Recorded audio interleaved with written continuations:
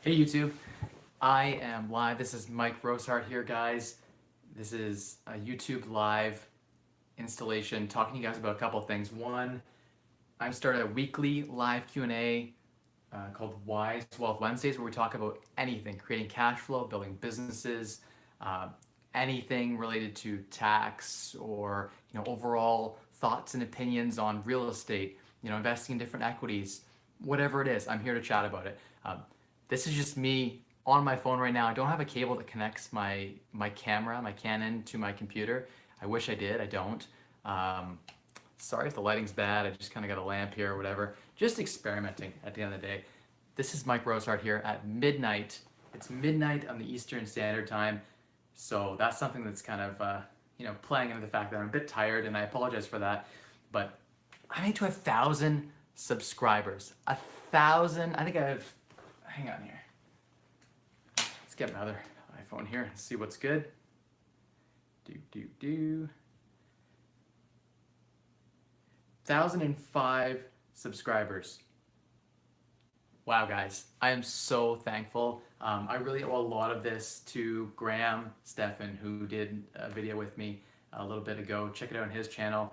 Really thankful that he sat down and took the time with me to do a collaboration video. He and I have been chatting about this for a bit, and I'm glad it turned out so well.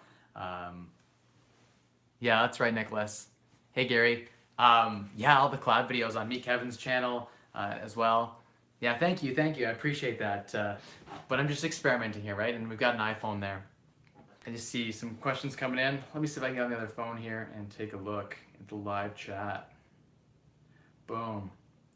I see people here jumping in. Alex, I'm 19 years old and seeking to be an entrepreneur. Do you believe real estate investing is the best way to accumulate wealth? That's a great question, Alex. I think real estate is, there's a stat, it's from an old book. I don't have it off the top of my head, but roughly 90% of or 80% of the millionaires today made their money from real estate.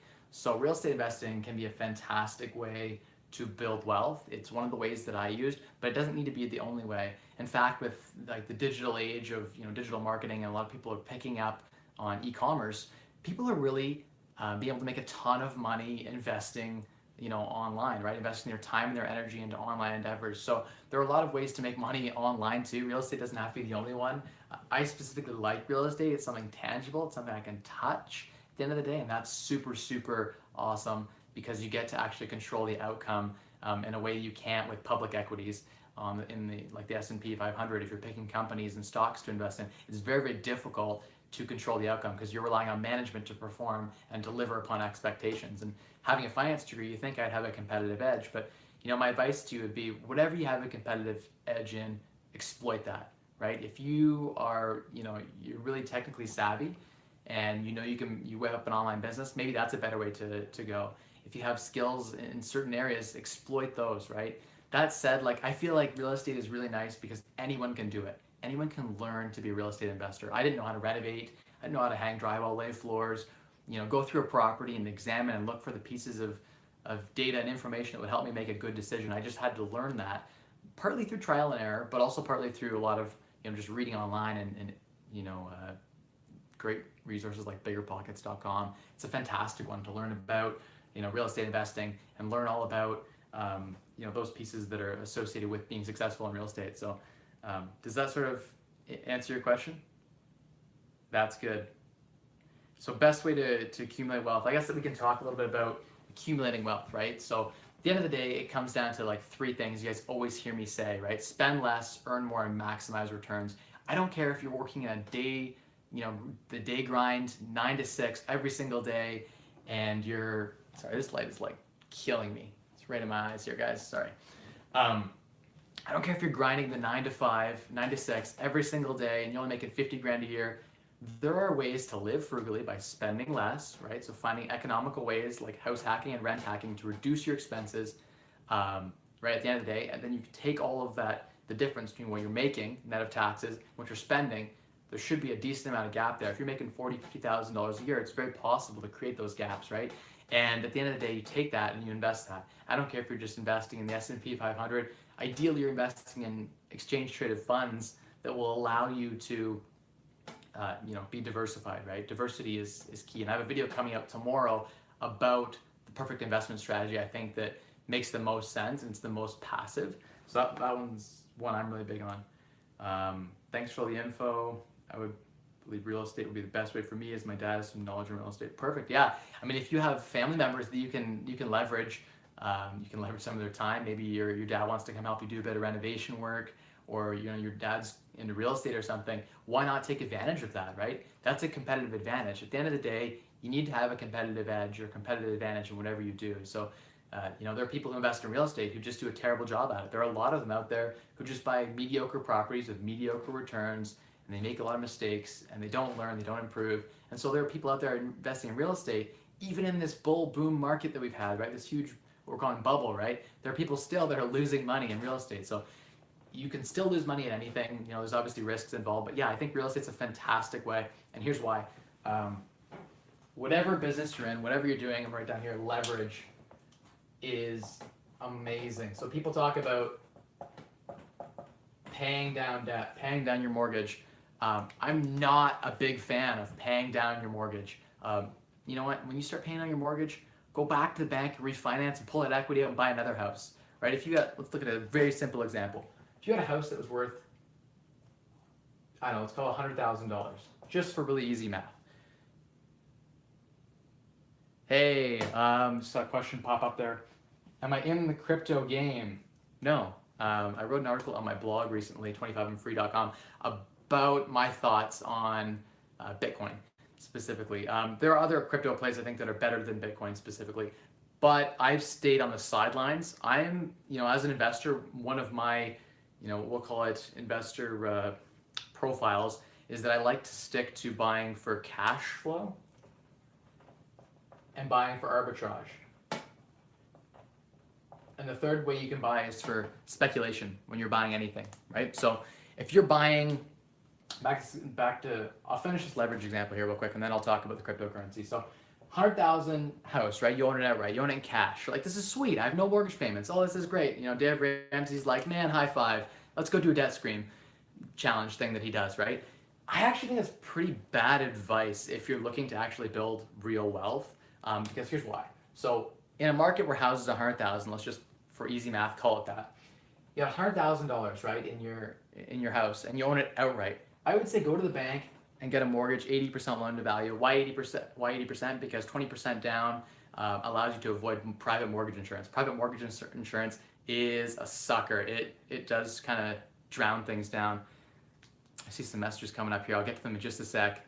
I will. Hey, in London. Hey, welcome, hippie Mippy. Nice. Yeah, I'm in London, Ontario. That's right. So we could meet up. All my writing is a mirror effect. Oh no! I don't know how to change that on YouTube. On my camera, it automatically catches it. Shitty. Does anyone on here know how to reverse the camera so that you guys can actually see what I'm writing? When I'm filming with my proper camera, it doesn't do this, but with my phone now, it looks like it's going to do the mirror image thing. Don't know why. Okay, so I'll just talk you guys through it. So $100,000 house, 20% down, you can buy it, right?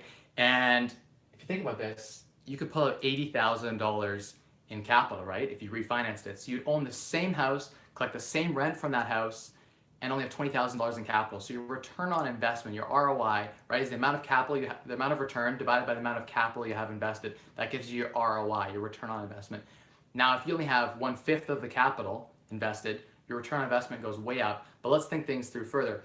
If you had one house paid off outright, you actually have the capital to buy 5 houses, right? If you refinanced. So you refinance it, you pull out 80,000, and you use 20,000 to buy another house worth 100,000, right? 20% down, 20,000 of that. You do it again.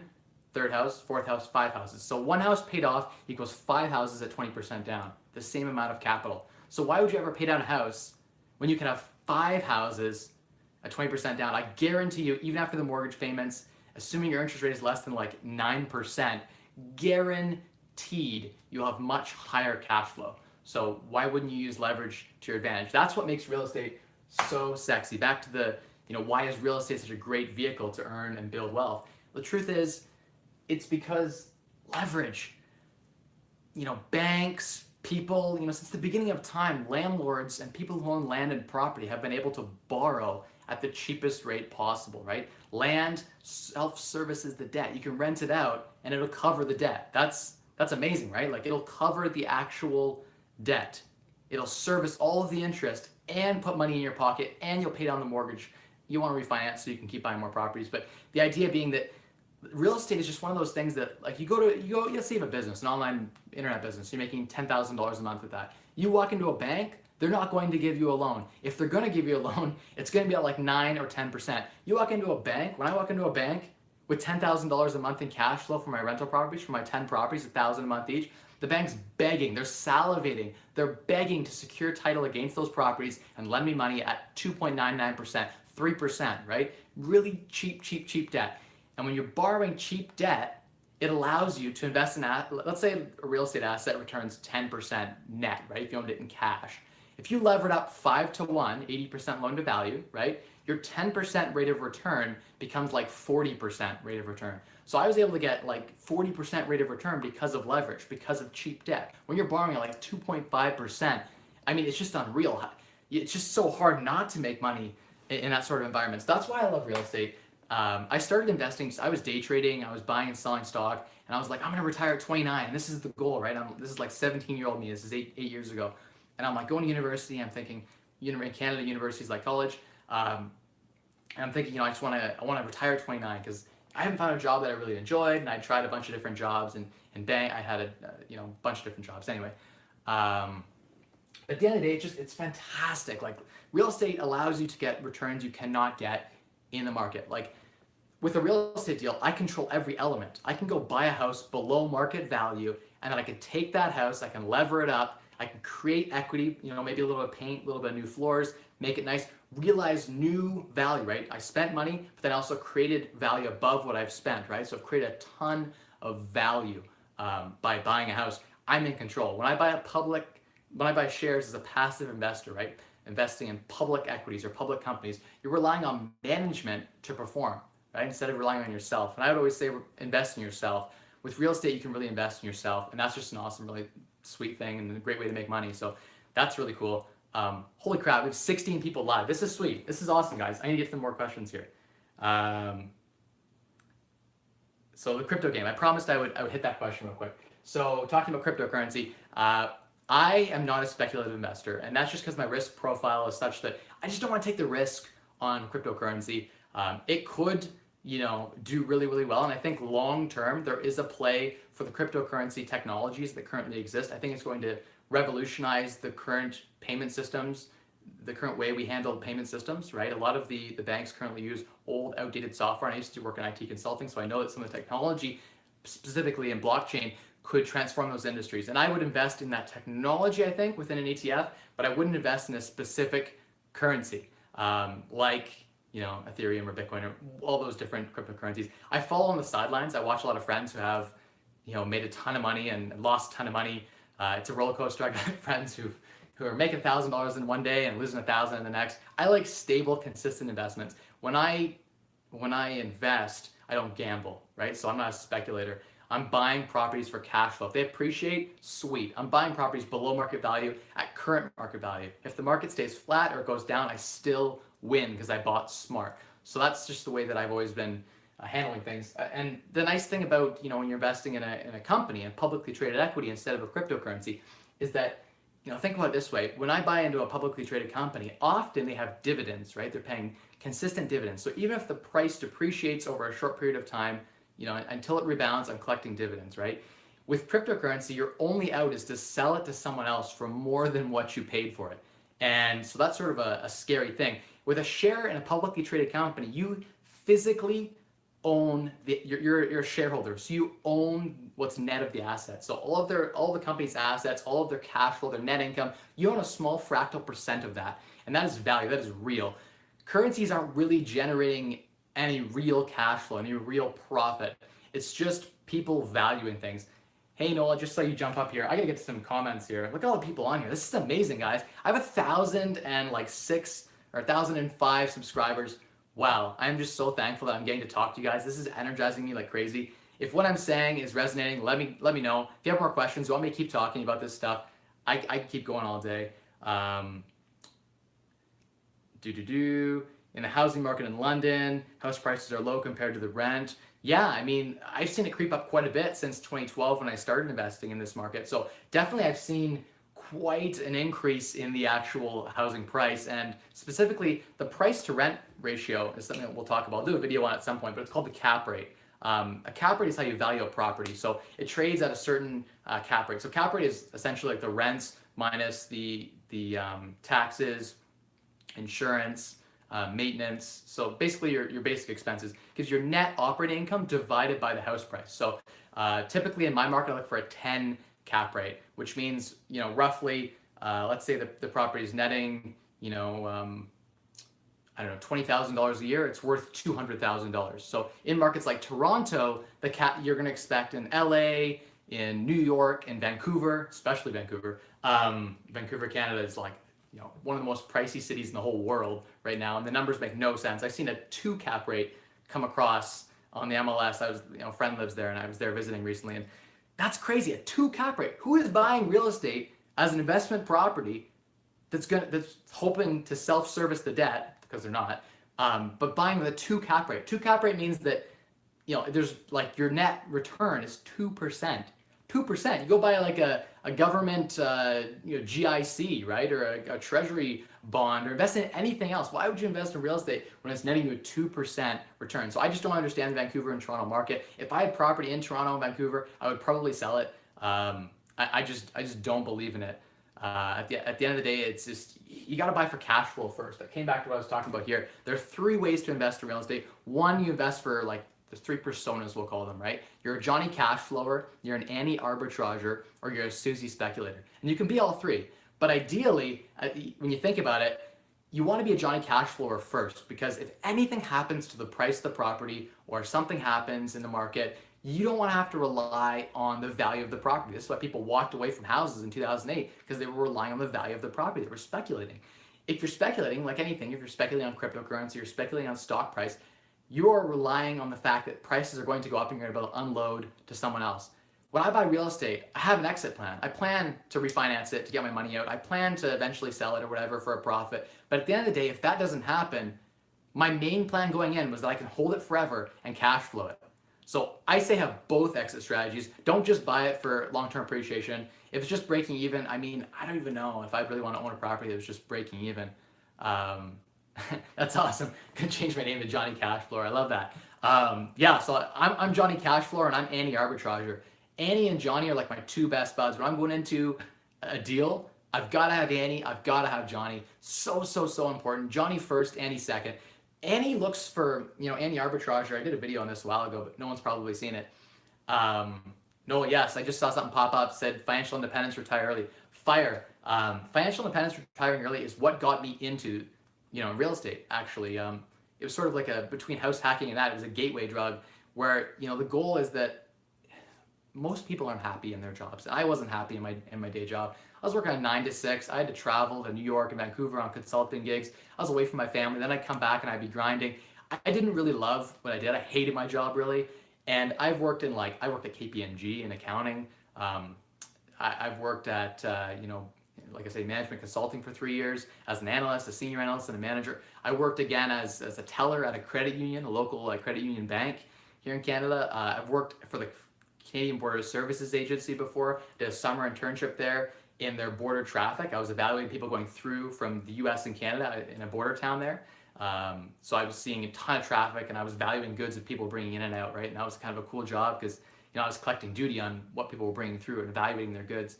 But a variety of jobs, everything I did was cool for like 3 weeks. I was like, oh, I love this is really cool, I get into it. And within like 3 or 4 weeks, I was bored. And that was the problem with like the 9 to 5 for me. It just didn't work. I just wasn't satisfied and happy. And I knew that I had to be either an entrepreneur or ideally I didn't have to work at all, right? And then I would just do whatever I loved, right? If tomorrow I don't love something, I just don't do it. So at the end of the day, that's really, really empowering. So that's what financial independence, retiring early is all about. That's so important. Like, I think we should all be doing what we love, right? And the only way to be able to do that is to have passive income coming in that's greater than our expenses. When you have passive income coming in greater than your expenses, you don't have to worry. At the end of the day, you're free. You do what you want every day. because for the rest of your life you can withdraw 4% from your portfolio and be cool. Or if you have other passive sources of income, you can rely on those, and you're not like if you're whatever you're doing, if you're a real estate agent, if you're working in some new business you just started, you're not relying on drawing a salary from that business. You're not relying on that commission. You're not relying on that deal to happen to eat, because your basic necessities are taken care of. So, okay guys, I'm gonna hit up these questions. Let's see what's good. Hey Mike, how's it going? Looking forward to meeting with you at the next London on Fire. Curious, were you mostly dealing with student tenants? Are these areas in London that you prefer or avoid? Okay. So student tenants are a whole different ballgame. Here in London, Ontario, we have one of the biggest universities and biggest colleges in Canada. I think we're a really big student town. So a lot of the houses are near the college, near the university. So I did own a few properties near the university and near the college, and I did rent out to students. It's a, you deal with a lot of things there. The nice thing is you don't go to the landlord tenant board. You don't have issues with that. You don't have to worry about, them, not paying rent because you got their parents on the lease. I don't love it because the turnover is really high. So you're putting in new students every year or two. So at the end of the day, student rentals are all right. I've dabbled in everything. I've dabbled in single family houses, duplexes. I actually converted a single family to a duplex. I converted a single family to a triplex. So I've had triplexes. I did own 2 3-story walk-ups that were with big parking in the back that were actually rooming houses. So it was 22 bedrooms and 11 bathrooms, 6.5 kitchens. Just brutal. Like, the guys were calling me. People were fighting in between the units because there's so many people. When you're renting by the room, you have that many tenants, that many problems, that many headaches. But again, all my properties cash flowed really well. This one property alone was bringing me like $5,000-$6,000 net a month. But I was dumping that back into renovating the property and increasing the value before I sold it. So that was something that was really key for me, was just trying diversity. Even though I was in real estate, I was looking to diversify rather than specialize. And I don't know if that's the right call, but I was just learning. And I enjoy trying new things. So student rental game is totally different than single family game. Putting a family in a property, it's totally different than the duplex, triplex, than the rooming house scenario. So there's many different ways. I haven't gone commercial really, per se. I haven't gone full commercial, but that's because when you're borrowing in commercial real estate, it's a whole nother ball of wax. There's a whole nother complicated piece to it. You have to set up a corporate structure, and cost of debt is much higher on commercial property. Commercial real estate has a higher cost of debt, your KD, than residential. Residential interest rates are like 1% to 2% lower, and so if returns are the same between commercial and residential, and less scale was the problem, like you really had a lot of capital to spend, residential outperforms. So that's why I chose residential. It's also easier to finance as well as being cheaper. Next you say, are you planning on sleeping tonight? Raymond, you know that once I get excited, I don't sleep. The fact that I'm over 1,000 subscribers and we have 22 people in this video right now, that is amazing. Like, if you guys are staying on here and you want to keep asking questions, I'll stay on, and I'll just keep talking. I don't know if it's adding value. If it is, let me know, because I'm just going to stay on. I'm enjoying this. I'm interacting with you guys, and that's cool. A lot of you guys are brand new. Like, I only had 300 and something subs, like 350, even like 3-4 days ago before the video dropped. So feel free to I'm just basking in this glory. There's been, how many times I've pulled all-nighters on rental properties and for, before big consulting gigs.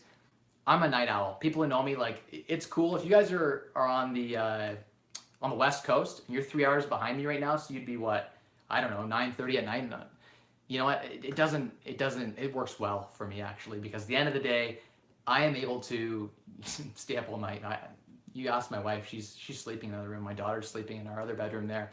And at the end of the day, it just comes down to, I see more comments coming up. I'm going to get to those in a minute. It comes down to the fact that I thrive at night because my daughter's asleep, my wife goes to sleep. I can get a lot done when it's peace and quiet in the house, and my phone doesn't ring. Throughout the day, you guys don't know this, but I have 2 renovations going right now, and if you guys want to see videos, I might go take some tomorrow. We just dug down a whole foundation to the footing and waterproofed an entire basement. Huge, massive renovation, really cool project. A lot of cool things we're doing in this heritage house. It's got 10-foot ceilings, really cool property. It's duplex. So I can show you guys the renovation videos. I have 2 crews going right now. So we have 5 guys on site at one of the properties, and I have 1 guy at another site right now working away, a contractor. So 2 projects at once, a lot going on. My phone's ringing most of the day. I'm getting texts and calls and things like that, right? And I've chosen that for the next 2 or 3 months until the renovations are done, that I'm actively going to be managing these guys. I just can't lay them off. I really enjoy employing these guys, and they're really good workers, and so I don't want to lay off my main contractors. So I bought a property to keep them employed, to be honest with you guys. So let's keep going, get through these questions. I know I take forever. I like to talk. And so if you guys keep asking questions, I'm going to keep talking. I enjoy, I have high energy, and at night this is when I get shit done. So let's keep going. Mike Watt. Hi, Mike. It's Mike. How you doing, Mike Watt? Thank you for joining me on this live stream. Thank you for being here. This is awesome. Did you graduate college? Do you believe college is for entrepreneurs? Alex just asked that. This can get me talking for a bit, so hold on to your seats.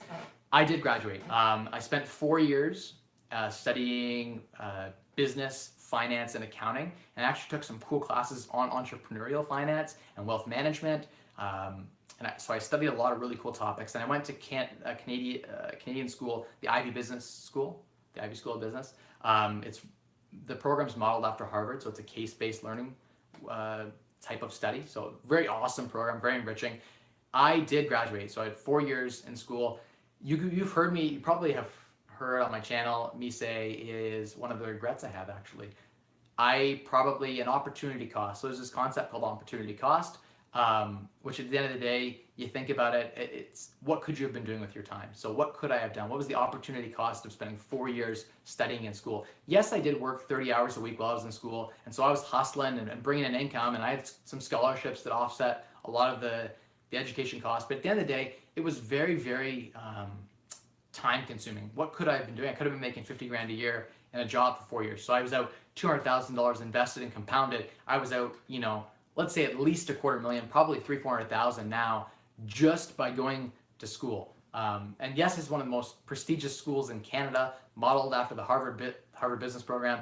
Fantastic. I was so excited and elated that I was accepted to this school, and I thought it was going to change my life, and it did in some ways, but really I didn't follow the traditional path. In fact, being early retired, I think I'm the only one in the program's history that's early retired at 25. So I'm sort of an anomaly. It's sort of weird. I probably haven't got the good ROI that I should on the time and energy that I spent and the money I spent on that program.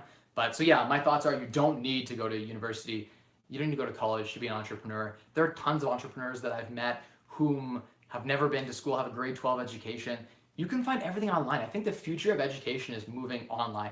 This type of learning, when you're live talking to someone, this is the way that you learn, right? You ask questions, you experiment. I would say go buy, do some numbers, understand your market, but go buy a rental property. Just do it, and you'll learn so much more. I found as soon as I started buying properties, I was so engaged, with everything I was reading, everything I was learning. When you're able to then apply that, that's when you build real wisdom. So talking about Wise Wealth Wednesdays, every Wednesday I'm going to go on and I'm going to do a live session just like this for an hour, 7 p.m. Eastern, 4 p.m. Pacific, where I'm going to walk you guys through whatever you want to talk about. We can talk about taxes, we can talk about cash flow management, we can walk through an income statement, a balance sheet. You want to talk about anything. You have a stock you want to talk about, or an overall market, or my thoughts on the real estate market, anything you want to talk about. You want to talk about how you renovate your aunt's basement, we can talk about that. I know the audience might find that a little weird to just narrow in on one question, but I'm down. If the audience is fine with that, I will answer any question you guys want live.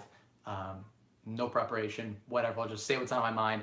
Obviously qualifying with the fact that I haven't really thought in great depth about or researched about the answer to the question. So take it with, these are my thoughts and my opinions. But at the end of the day, yeah, so you don't need to go to school to be successful as an entrepreneur. I think just get out there and do it. The one thing that sticks to mind with me is your network is your net worth. That saying is so, so important. So get out there and do networking events. Get online, talk to the right people. People will help you to grow, right? They'll share with you the cross-pollination of information. All of these things, they make you a better entrepreneur. And I think you'll learn a lot more.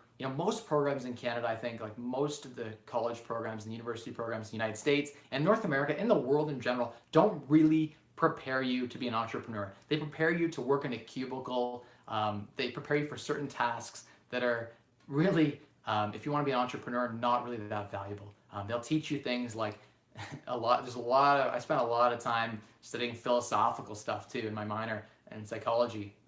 Actually, I studied some stuff in psychology about the relationship of happiness, and what causes happiness, and do material possessions actually really lead to happiness. And once you reach unlock and unlock financial independence and you're at that stage, that's when you spend a lot more time thinking about what's the meaning of life and the purpose and all this kind of stuff. So that's where maybe your degree might come into a bit of, you might have low value there. And maybe in some meetings, you go in and you have some extra letters behind your name, it helps a little bit, but so does a successful story, right? You could do what I did without the degree. In fact, the degree probably just slowed me down. I know some people who didn't do that in and around, I've met online, and even people in my local market who have been doing it and they've been busting it and hustling, and they're just as successful as they would have been, probably more successful than if they had the degree. So that's my thought on that anyway. Next question. Oh, Nickel. Hey, oh, Nickel. What about cities where most real estate isn't cash flow positive? Yeah, so at the start of the video, I talked a little bit about like Vancouver, New York, Toronto, LA, all the big metropolitans. So at the end of the day, you know, I honestly wouldn't invest in most of those cities unless I had an arbitrage opportunity, because you can't really be a Johnny Cash flower in those major metropolitans. So maybe you're investing outside of those areas in the greater area. There's possibility to be a sort of Johnny Cash flower, but it's really hard when the cap rates are like 6 or 5 or, you know what I mean? It's just when the numbers don't really work and you're breaking even or making a couple of $100. I mean, I guess at least it self-services the debt. So if you're sure that the market's going to appreciate, which again is speculating, gambling, I see speculating more as educated gambling. You know, it's not really strong fundamentals behind investing. But yeah, I mean, you could invest in those markets. Many people do, and they do really, really well, right? The appreciation is insane in places like New York and Vancouver. People bought houses for like $500,000. They're worth $2-3 million now. And if they lived in the house, they got all that tax free. So there's some huge advantages, obviously.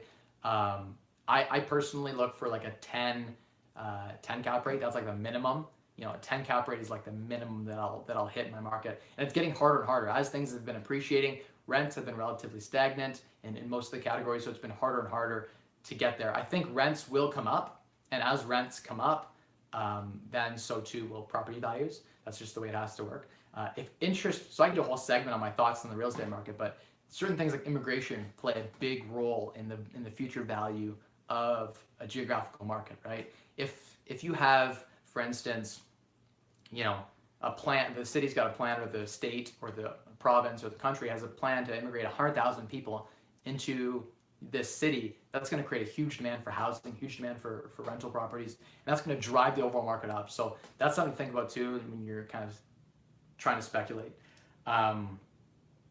State of real estate for crypto. That's right, hippie. I agree. Honestly, I think it's very risky. A lot of people don't have the competitive edge, right? There are some people out there who have that competitive edge, who know more than the market knows, right? So they have some imperfect information, or they have some asymmetry or a way to have an arbitrage play so that they know something that someone else doesn't know.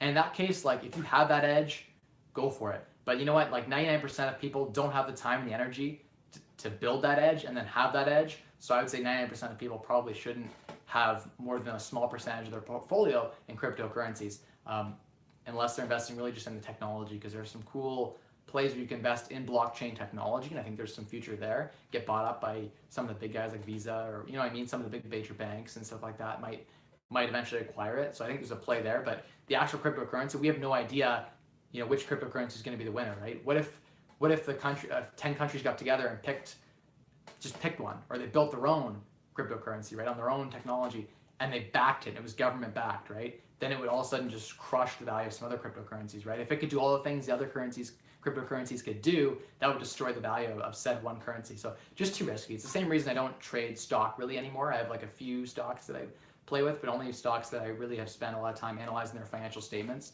I'm a value investor first, so I make sure I'm buying for, again, like I buy rental properties for cash flow, I buy companies that I believe have strong financial fundamentals. So I'm looking at their assets on their balance sheet. I'm looking at their ability to get a good return on those assets. And then I'm looking at their overall net income and cash flow. Are they going to be able to give me a dividend back, right? That's the question. When I'm investing in a company, I expect a return on that. I don't just expect a long-term speculative payoff of selling it to someone else, because who knows if that'll happen, right? You can't control the market information. You have no competitive edge. It's hard to really outperform the market long-term if you don't have a competitive edge. In real estate, you can develop that competitive edge. In business, you can develop that competitive edge. You can't do that with publicly traded cryptocurrencies and equities and debts of all kind. All public debt instruments, all public equities, it's really, really difficult to gain a competitive edge. Even the guys on Wall Street, if you look at some of the data, right, the big hedge funds and the big mutual funds, it's something like 90, I don't have the data in front of me, but like 90% of these funds over a 10 and 15 year horizon,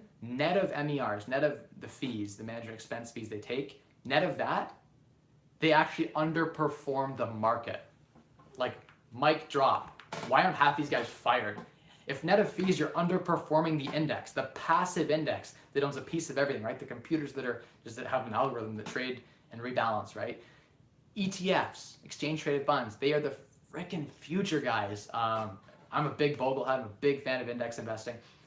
Why wouldn't you? I have a video, I'm not getting into it too much, because I have a video tomorrow I'm dropping on this exactly, on diversification and what the best investing strategy I think is for long-term safety and viability of your portfolio and growth of your portfolio. Because I think that we know psychologically that gains are felt about half as powerfully, as impactfully to a person as losses. So when you lose money, it's twice as painful. And in fact, if you think about it, you have $100, right? And the stock drops 50%, right? Down to 50 bucks. You need 100% gain to go back to break even. So 50% drop in a stock, you need 100% gain to get back to break even.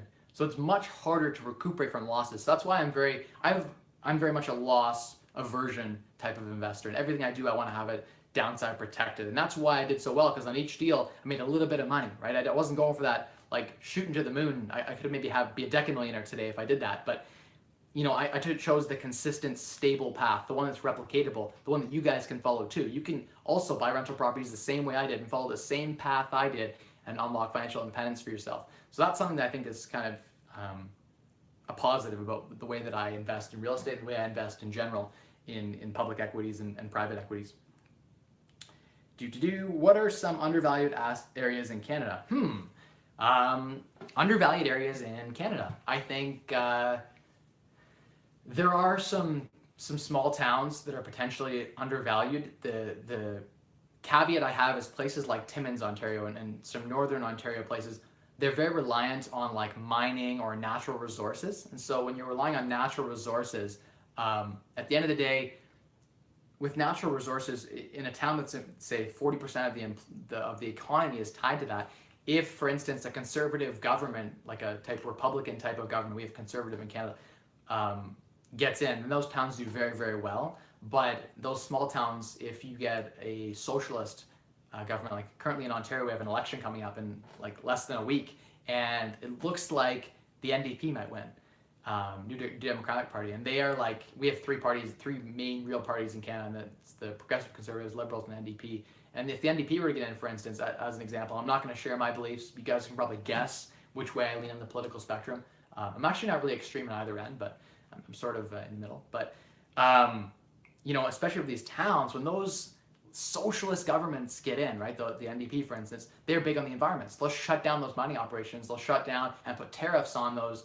They'll not even just tariffs, but also like a regulative environmental regulation that'll require them to basically throw a ton of money into their operation to make it more like green or whatever. Or they'll just pack up shop and move somewhere else, right? And when they close down these areas, they lose jobs. And so in small areas that might be undervalued now, I think it's pretty risky to invest in those markets, because potentially if a new government were to get in that was not pro, forestry or pro mining or pro whatever, that it might crush that town. Like you could see like a 30 or 40% drop. And not only that, like if you're Johnny Cashflow, it's gonna be hard to rent your units out when your tenants just piece because they just lost their job. And if in Ontario, the landlord-tenant board does not work very well with landlords. They aren't very favorable to landlords. The RTA, the Residential Tenancy Act, protects tenants. We're not as bad as LA or California with our rent control, but it's getting very, very close, where it's very hard to evict tenants, very hard to increase rents. More than 1.8% per year is the limit, no more than 1.8% per year. So, we have no protection for us landlords. And big shout out to Ontario Landlord Watch, I think it is. They have a Facebook group, they're awesome here in Ontario, and they're pushing a ton for support for landlords, and I'm a big fan of those guys. But landlords need a bigger voice, because In a town like that, if you got wiped out, there'd be no protection. There'd be no way to go after the tenant really. They would just piece and disappear, and it'd be really hard to claim any rent. So yeah, so my thoughts are pick a town I think that could survive. It's multifaceted and has many different economic draws in the town. So for instance, in London, Ontario, we're a big university town, so a big employer is university. We have a ton of tech in London as well. We're about 500,000 people in the area. So we're not a huge city. We're sort of small still. But big enough that I think that if something were to happen, we have no major draw. Like we have manufacturing, we do, but if the car market were to disappear tomorrow, we'd still be fine. We have a ton of other big employers in the area that we don't rely on any one single employer, right? We have several diverse employers. That is really good for the Johnny Cash Flow strategy. Make sure you know your market. Wherever you're investing, think about the long-term play. Like in London, Ontario specifically, I am a little bit bullish. I'm neutral, let's say, on London, Ontario. I don't think prices, despite prices climbing, say 20% in the last year and a half, I think that was more just the market catching up. We had a minimum wage increase in Ontario, provincially legislated, that almost $15 an hour. So the lower echelon of tenants, the bottom third of tenants, got a 30% pay increase. So rents have come up quite a bit in this market. And obviously, if properties are valued based on cap rates, based on net operating income, increase in rents drives increase in price of housing. Also, people are selling in big markets like Toronto. We're like not even 2 hours from Toronto, Ontario, Canada. So people are selling their $1.5 million house and coming out to our market. There's some plans about building a high-speed rail. So specifically in Ontario, I think the whole Windsor to Toronto corridor, including London, Ontario, has a huge opportunity to, if we ever got the high-speed rail in there, and it was like 50 minutes to downtown Toronto, this would become like a suburb, and I think that would just blow up the house price. But let's play like devil's advocate, and let's say there's one other factor. I think immigration is huge too. London has a huge plan to take a lot of immigrants in. We took like 3,000 Syrian refugees in, which is a large percentage of what Canada actually received of immigration, right, to London, Ontario. And that created such a thing where I was posting ads for rental units, and I would get 20 or 30 applications like begging me to take them, right, take them into my place. And when that sort of demand happens, right, it's really good. You can just increase your rent to whatever the market will bear, and so that drives the market up. So to play devil's advocate though, what if the market were to crash? If we get interest rates rise 5, 6, 7%, I don't know if that'll happen, but let's say it happens here. Right now, I can still get a mortgage at like 2.99% in Ontario, Canada on a, say, 5-year fixed. Or 5-year variable, you can even get like 2.6 right now, 2.55. I just got a 2.55 variable one. But floating with prime, obviously, prime interest rate. But let's say interest rates went up, because that's what people come at you and they're like, you know what, interest rates are way up, guys. How are you going to cash flow? And it's true. Like if your mortgages are at 8% and your property's returning an 8 cap rate, you're getting pretty darn close to break even. You might even be losing money pretty soon, right? At 9-10% interest rate, real estate can take a huge drop. If you think about that, it's a bit of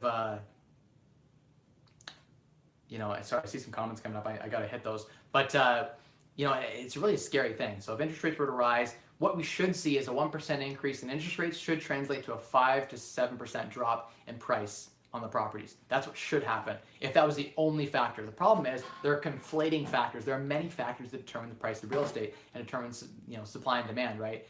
If you have interest rates rising, the affordability drops. People can't afford as much. They have to qualify at a higher interest rate, and the payments are higher on their mortgage, so they can't afford as big or as high of a value of a property. So their affordability goes down, but then a lot of people can't buy, so they rent, so then it drives up demand for rent. So then you get somewhere in the middle. Usually rising interest rates make it such that if you guys remember back in like the 80s and 90s, I wasn't, I wasn't investing at that time, but I was born, in the early 90s. So I remember like my parents talking about in the 80s and 90s, just people I talked to at work telling me about like when the market was flat and when Toronto was even declining a little bit, right? In the 80s and 90s, we had some hard times because interest rates were like 19 and 20% here in Canada. I think the United States interest rates were also very high at this time. There are many economic and geopolitical factors that kind of contribute to this high interest, and oil being, I think, a piece of it as well. But at 19, 20% interest rates, there was a time when, and you can go back and read on this, go take a Google, people give away apartment buildings for $1. And you hear about this. Guys like Grant Cardone and all those guys picked up, I'm sure, some of those deals, right? Banks would foreclose on these properties because people would walk away. At 20% interest, you're losing $10,000 a month on an apartment building. Like literally your rents are locked in, or whatever, you know, and you're at 20% interest, you can't even carry the property doesn't even carry the interest payments and the expenses. So it's whoever the deepest pockets that could hold the longest until interest rates went back down. There's a huge buying opportunity because people are walking away from their mortgages for or walking away from their houses for $1. Like, you literally give me $1 bill, or in Canada we have loonies. If you flip me a loonie, loonie's a dollar. It's a coin. You flip me a loonie, then you know, at the end of the day, you can assume my mortgage and you can have the property. People were giving away apartment buildings for $1. Banks were actually calling the richest apartment building owners, the biggest landlords in the city, and saying, "Hey, guy just defaulted on my apartment building. I would love for you to take this apartment building. Like, I can't manage this. The tenants are calling me. Like, the bank's like, we don't do this. We're not in the property management game. This is destroying us. We just want you to pay the mortgage payments, please." And like the landlord would call back and be like, "You know what? It's 1989 right now up in here, and you know what? Like, I'm not making money on my apartment buildings. I'm barely breaking even. Whatever. I'm covering the cost. I'm losing money. If you drop the mortgage, if you cut the mortgage in half, I'll take it."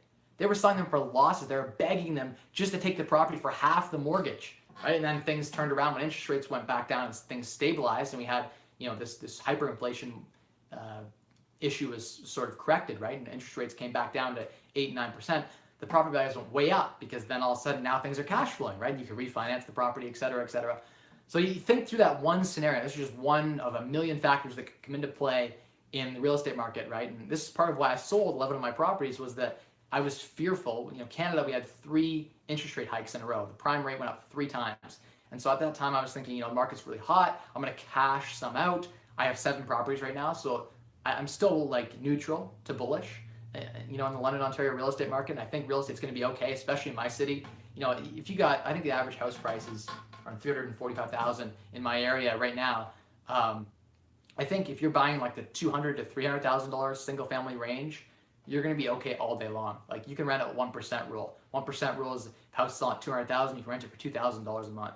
And at that ratio, that quick, like when I'm going into a property, that's a quick test. I have several quick tests and screens because I'll look at 100 properties. I'll go online and look at 150 properties and I'll see like 5 or 10, right? So I start screening right from online when I'm looking at pictures, talking to the agents.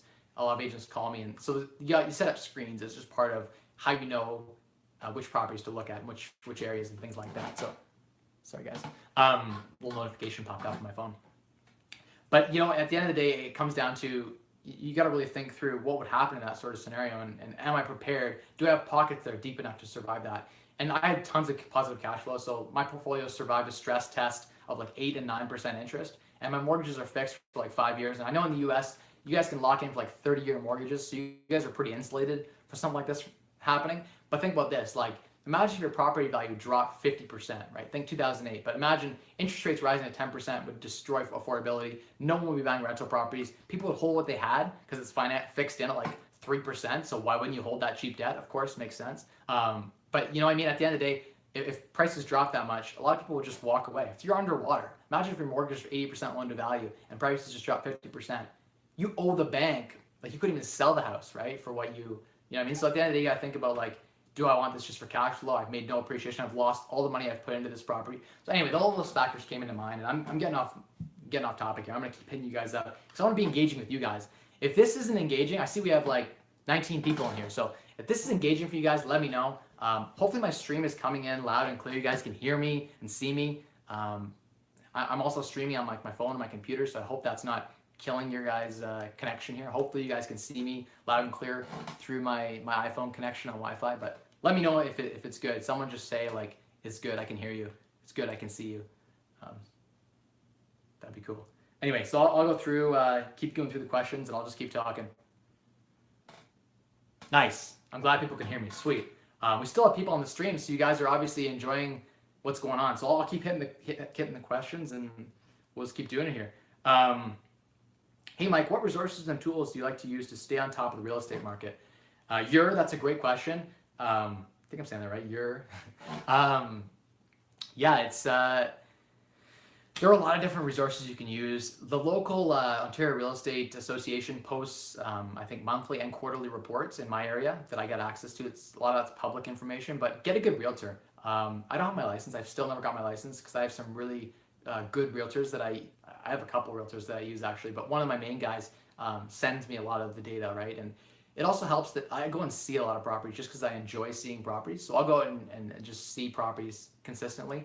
I'll search like every 2-3 days. I'll go on MLS, the multiple listing service, the Realtor.ca here in Canada, and I'll look at all the listings in my local markets that I like. I'll pick geographical areas that I know are good, that I believe I can get good tenants in, and I believe are appreciating, et cetera, et cetera.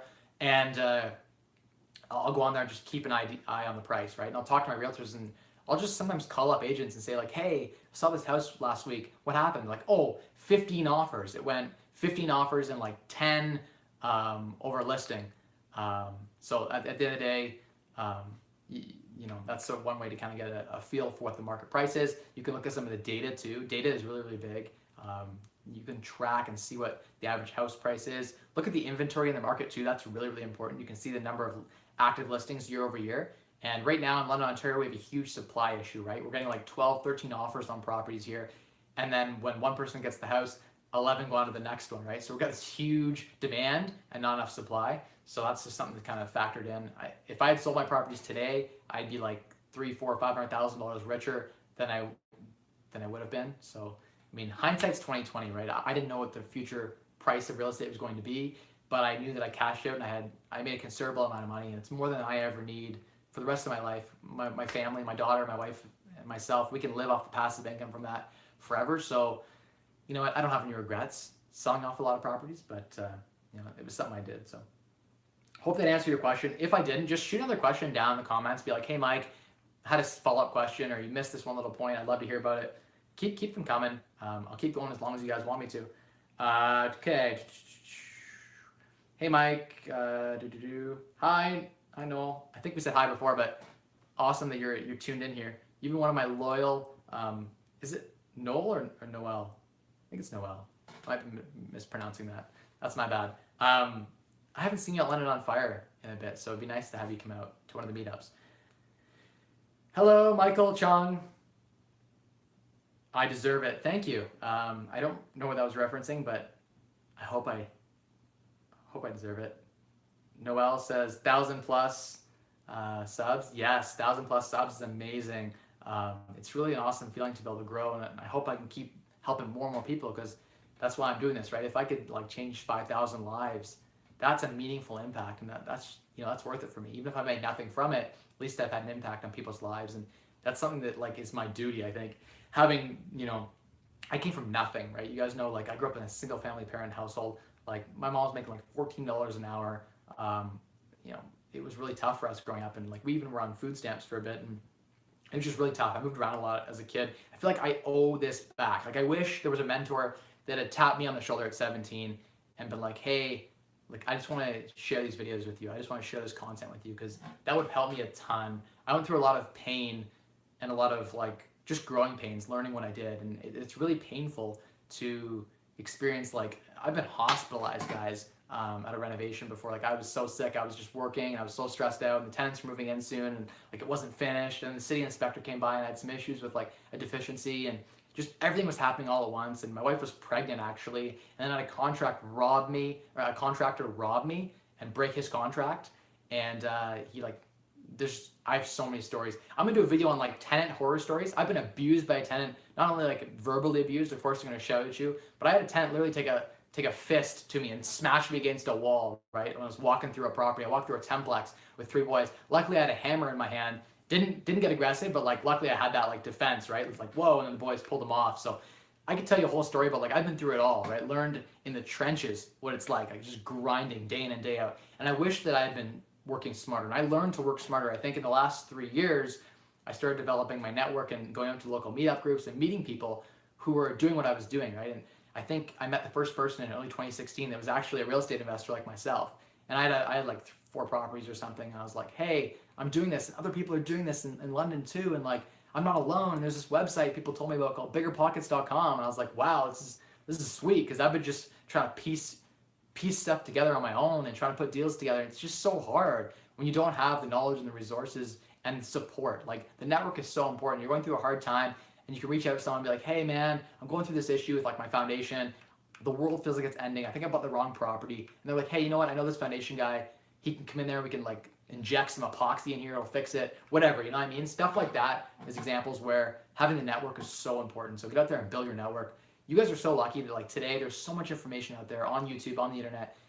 Take advantage of that, seriously. I'm gonna do a video on like what would happen if I had nothing tomorrow, if I lost everything and I was starting at square one again. I think I could do what I did again. Guarantee I could do it again in this market. Like right now in London, Ontario, I could do again what I did the first time, no problem. I'm mentoring a few people and I have a few friends here in London. They're doing it right now and they're still doing it, so it's still possible. But I could do it again probably in like 3 to 4 years. I could unlock financial independence and retire early, which is sweet. Like that's amazing. The old-fashioned way is just working and saving a high percentage of what you earn and then investing that in public equities and index fund investing, ETF investing. That takes like 10 years. So real estate gets you there like 3 times faster because you can use leverage, cheap debt to your advantage. I'm at work, Mike, but all you guys in the fire group are motivating me. Yeah, right on. So we have a group here in London, Ontario that we founded, me and 3 other guys, Matt McKeever, Kellen, and Dylan.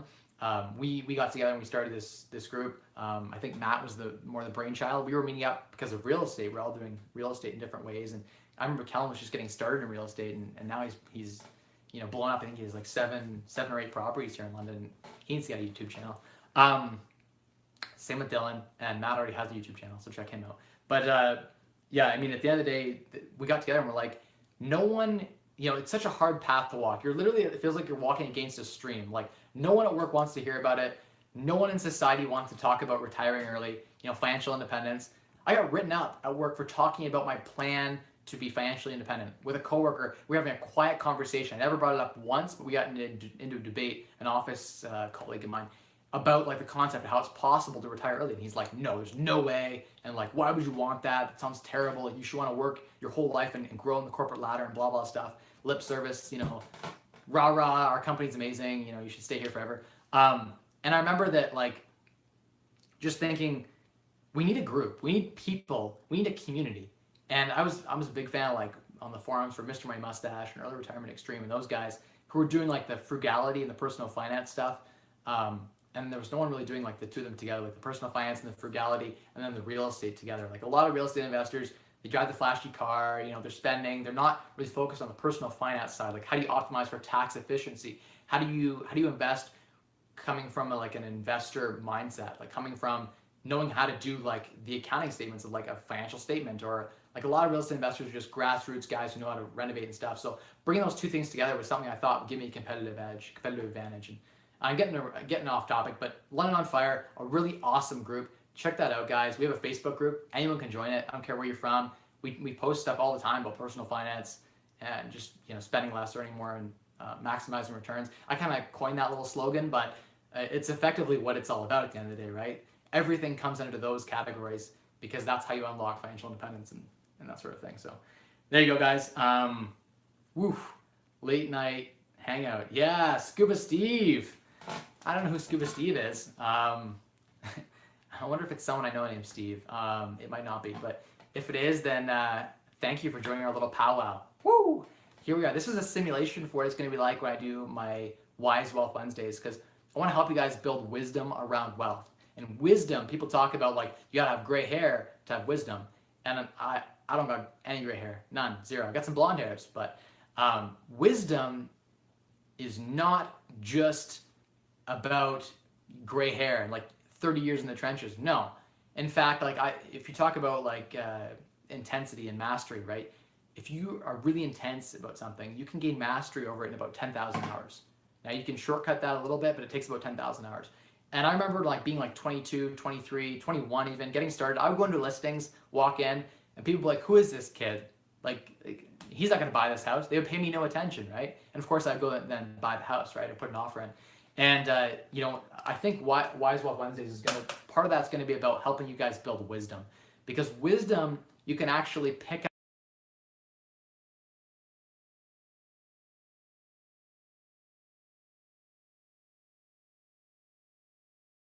experience, right? And people think that like experience is something you can only figure out through being in the trenches. And like you do need some of that. Like you need to go out and be in the trenches to break up.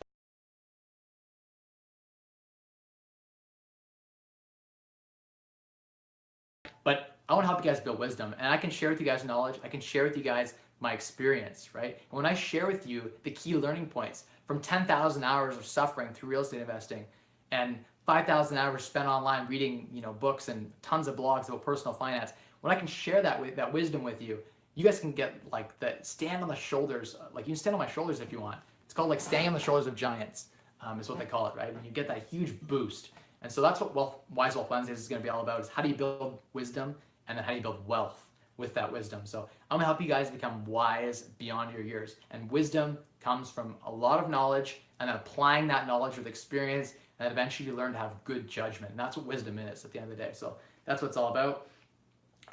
Okay, gonna keep getting through these. What is the FIRE group? FIRE group is Financial Independence Retire Early. It's a group that we founded here because we were going against the stream, right? At the end of the day, when you're going against the streaming society, you need that support, that network. And so when we meet up, we're like 50, 60 people. Our group online is like 5, 6, 7, 800 maybe now. I don't know, on Facebook. We have a podcast too, the On Fire podcast. I was the first episode, but Kellen and Matt run that mostly. But still really awesome. Check that out too, because they interview a lot of really cool people who do like mini retirements and travel the world. And some guys work for 6 months and take 6 months off. And there's just so many ways to carve up your life, right? In a way that just suits you better, right? So you got to figure out, what works for you. What's the best scenario that works for your life? So yeah, that's financial independence, and having that community is just so important. So that's why we started that. We wanted to help. My secret goal, like between you guys, I want London, Ontario, Canada to be the FIRE mecca. So this term FIRE, this financial independence and retiring early, I want London to be like, I want to plant a flag. We're gonna have a conference here. We're gonna try to put a conference on the next year. It's gonna happen.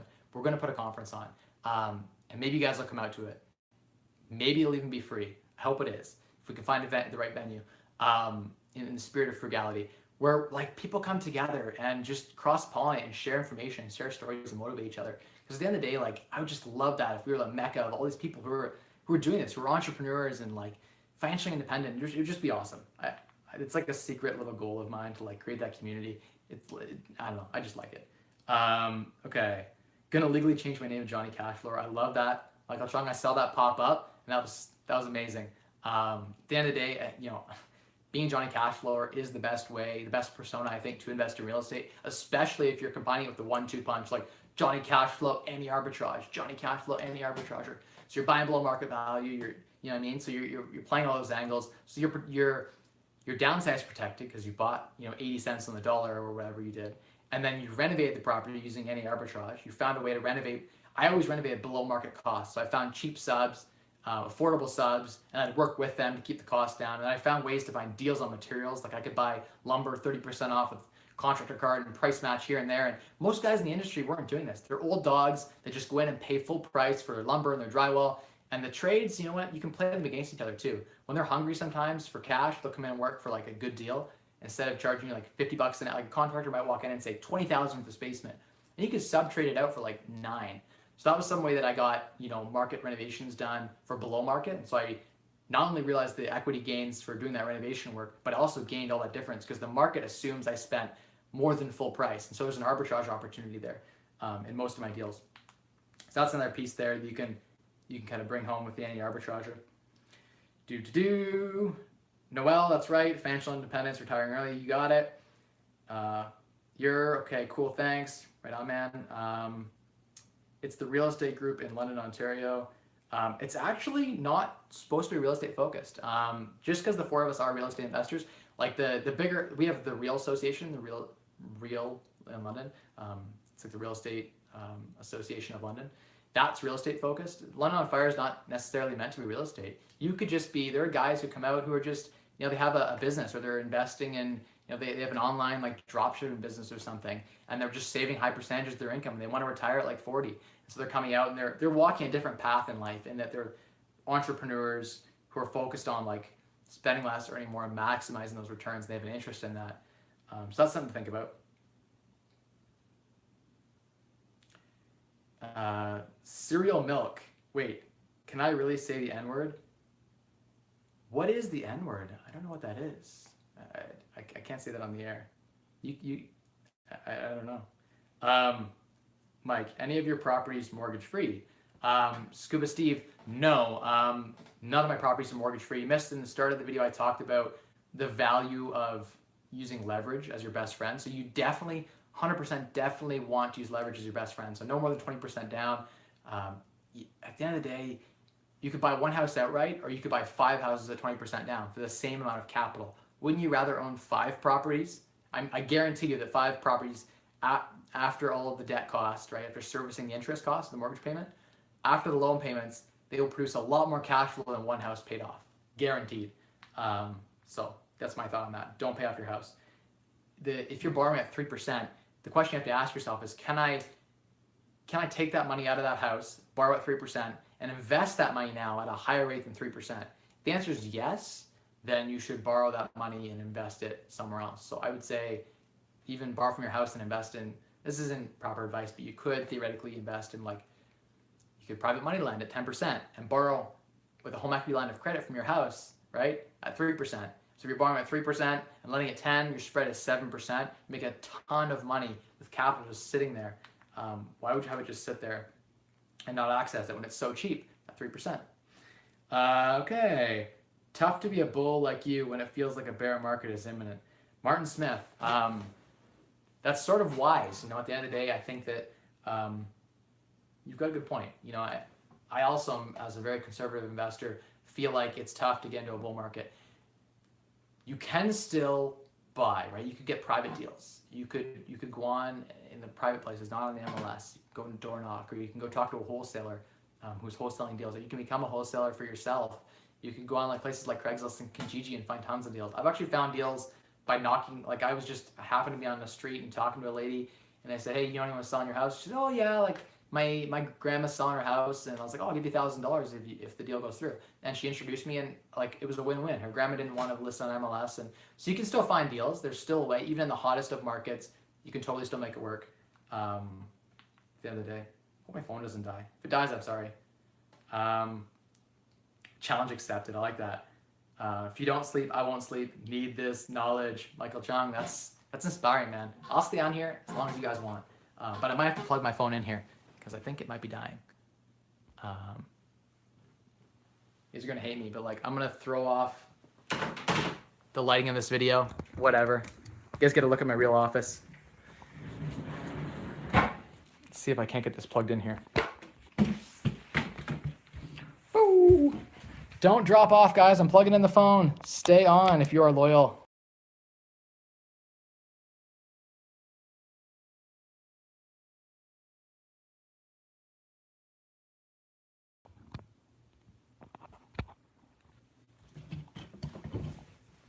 Oh, crap. You guys still see me?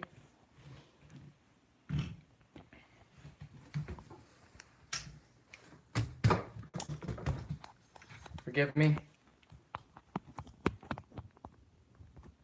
Sorry, my phone was dying. Had to plug it in.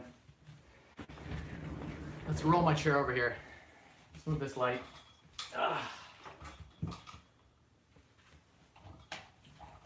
Oh, bright lights, bright lights.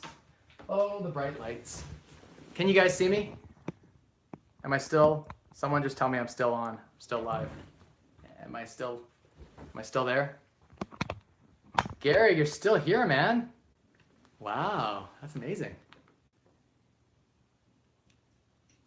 Gary, you've been my #1 supporter since day one, and so big shout out to you. You're an awesome guy. You're the nicest guy in real life too. He is just the nicest guy. Let's keep going. Okay, all-nighter crew. Okay, cool. 11:24. I'm not sure what 11:24 is, but that might have been a time in the video you're talking about. Hope you guys can still see me. I'm sorry you just see my head now because I'm on my camera tripod is kind of weird and the phone cord is stretched to my phone. Okay, yes, renovation videos. You always add value whenever you start talking. Gary, man, your comments just motivate the hell out of me just to create more videos and keep doing this. I really, really appreciate it. At the end of the day, you guys are awesome. All of you guys who have tuned in today, I love you all. At some point, I'm also going to throw this out there. When I do get the ability to super chat, I once watched a live stream and someone got $1 through a super chat. I want to experience that. Not for the money, just because I actually want, I feel like it'd be so cool, get some real money through online like super chat. So whenever that happens, someone please give me $1. Like even if I have to like pay you $1 to give me $1, I want that feeling. Okay, let's keep going with the questions here, guys. Your reno videos would be cool. Yeah, so I could actually show you guys, we just did a foundation dig. I could show you the outside of the foundation. We dug down like 6 feet, put in a new weeping system, egress windows had to be cut in, and then put in like proper drainage system through the tile system, gravel, and then backfilled it all. We had like 4 or 5 guys doing it and a backhoe machine going. It was like this intense renovation. You mentioned you invest in stocks with dividends. Would you recommend? This was from Zaleen Mail. So yeah, I do invest in some equities, and in fact, I myself still have a pile of cash. You guys saw in a recent video, it's in the bank now. Like it's all sitting in a high interest savings account, making 2.5%. I need to go and sit down and build like the ultimate portfolio and get into it. And I know that like time in the market is more important than timing the market, right? The saying, guys, you've heard it, right? Timing the market, time in the market. So the theory is that like the longer you're in the market, the better off you're going to be, because things just grow over time. Yes, it's volatility, but they grow over time. My video tomorrow is about I've already filmed is about this, so check that out. But yeah, so I am invested in a couple of companies. I won't disclose what I'm invested in, but it's because I've looked at the financial statements and I believe in those companies. And at the end of the day, I think going forward, I won't be doing any investing in individual equity plays. I'll probably only be investing in index funds, so ETFs. ETFs are so important. At the end of the day, the exchange traded funds allow you to effectively buy small fractal pieces of many companies, and that just ensures that at the end of the day, you are diversified enough that if one market tanks, you own several, so you're kind of insulated in that sense. So that's really, really cool, I think. Can you guys see me? I thought it came up that I got a notification, but I think you guys can see me. Okay. I'm gonna log on my phone here. Let's keep going, get through some of these comments. Imran Aziz said, word homie. I don't know what that was to, but probably I was talking about something and you agreed with it, which is sweet. Cereal Milk in the comment there. What books do you, so Dookie Boy, what books do you recommend reading after Rich Dad Poor Dad? To be honest with you, I'm a super frugal guy, so I don't buy a lot of books. Whatever I could like stream online or I could hear online. Ones that kind of had big impacts on me are kind of like cheesy. You're gonna, I just saw a comment come up about REITs and physical real estate. You guys are gonna keep me here all night because I can talk a lot. I need to do a video on that specifically at some point. What was my train of thought? I lost it now and I read that comment. So books are, so biggerpockets.com. Listen to the whole podcast on biggerpockets.com and check out all of the articles on there. There's a ton of information, but book-wise, books that changed my life were, it's kind of like, you're gonna be like, oh, whatever. But Tim Ferriss's 4-Hour Workweek, that one was a big one for me. There were some pieces in that were like, I need to really start outsourcing. And for me, that changed, like me doing a lot of the renovation work to me managing sub-trades to then like me even like outsourcing even more pieces of my business and building systems. Systems are so important to overall like efficiency. So that's what I would say is make sure you check out those books. They're pretty cool. Are basically teacher in classroom and 22 students. Scuba Steve. Cool. I'm down. I used to do a lot of tutoring and I would do 2 or 3 students at a time, and it was really cool to be able to walk them through a business case and help them to see a new way of solving a problem and solving a case. And I really enjoy solving problems. Here's a pro tip for you guys. You're gonna hear me say it again in another video, but at the end of the day, if you are creating value, if you're solving problems, whatever you're doing, if you're solving problems and creating value, you will become wealthy. Problem solvers create value. If you're creating more value than you're extracting, you're going to have a big payout at the end of the day. Doesn't matter what you're doing. Seeing people drop off. We're down to 14 people. Who's giving my night crew? Okay. Let's go up here. Let's get some of these comments. I know you've said you try to stay within 30 minutes of your home when you're buying. Have you ever considered Windsor, Chatham, or Hamilton? These are local areas in Ontario that I've considered investing in. Yeah.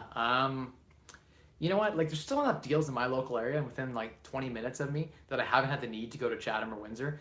And the extra drive time, I don't have the connections, I don't have the trades there. I have a lot of sub trade connections here in London. I could get a renovation done like that. Like, I know painters, I know electricians, I know plumbers, I know trades guys. I just know guys who do everything here in London. I've built those connections, then network. To then start in a new market would just be more work for me. Despite like the better ROI, I just really like London, Ontario. And I like to be able to drive by my properties. If like no one else can come and I can't get a hold of anyone, at least I know that I can get a hold of like myself. I can always rely on myself to solve the problem. And I just can't do that in those other markets. Doesn't mean those markets aren't good. Like, I know people are crushing it in Windsor. Totally amazing returns and all that kind of stuff. So it doesn't mean it isn't a bad market. Let's see. Send you a message on Facebook. Let's hang out. I need a little bit of help on a property. Sure. I am pretty busy these days, but I can make time to hang out. I am financially independent, retired early after all. You'd think I'd have more time, but honestly, YouTube, making these videos and just engaging with everyone and figuring out different pieces of different businesses. I'm looking at buying a few businesses and stuff like that, and it's just busy. Like having kids, having a 2-year-old daughter. It's a lot of work having kids at the end of the day. So that's something that's that takes up a lot of time. But yeah, we can make time. We'll definitely do it. What are your thoughts on real estate market in Ottawa? I might have skipped someone. I'm sorry if I skipped you. I don't have a ton of experience in Ottawa. I was in Ottawa actually a week and a half ago though, visiting some friends, and we checked out Parliament and did a bit of touring. It's a beautiful city. It's growing like mad. The greater area I think is like 1 point something million. It's the capital of Canada. I like Ottawa. It feels a little bit overpriced to me, based like price to rent, but there seem to be in certain areas the numbers still work, so it's kind of a cool market. Thanks for your take, me ZZZ. Maybe I'm gonna ZZZ. Maybe I'm getting tired here too. TY for your take on crypto. Random question. I have $1 million net worth by December. I don't want to grow wealth as much as I want to create cash flow for life. Would it be stupid to use the majority of that to buy a quadplex, rent out the 4 units, then use the cash flow to purchase a mortgage for a home for myself? Is there a better way to do this? The short answer is there's always a better way. The question you have to ask yourself is, what is that better way? And there are a lot of nuanced pieces that, like, this is more of a specific coaching thing we'd have to sit down and chat about, right? I couldn't really just give it to you in one thing here without more details. But by the way, congratulations on $1 million net worth. Like, you're financially independent.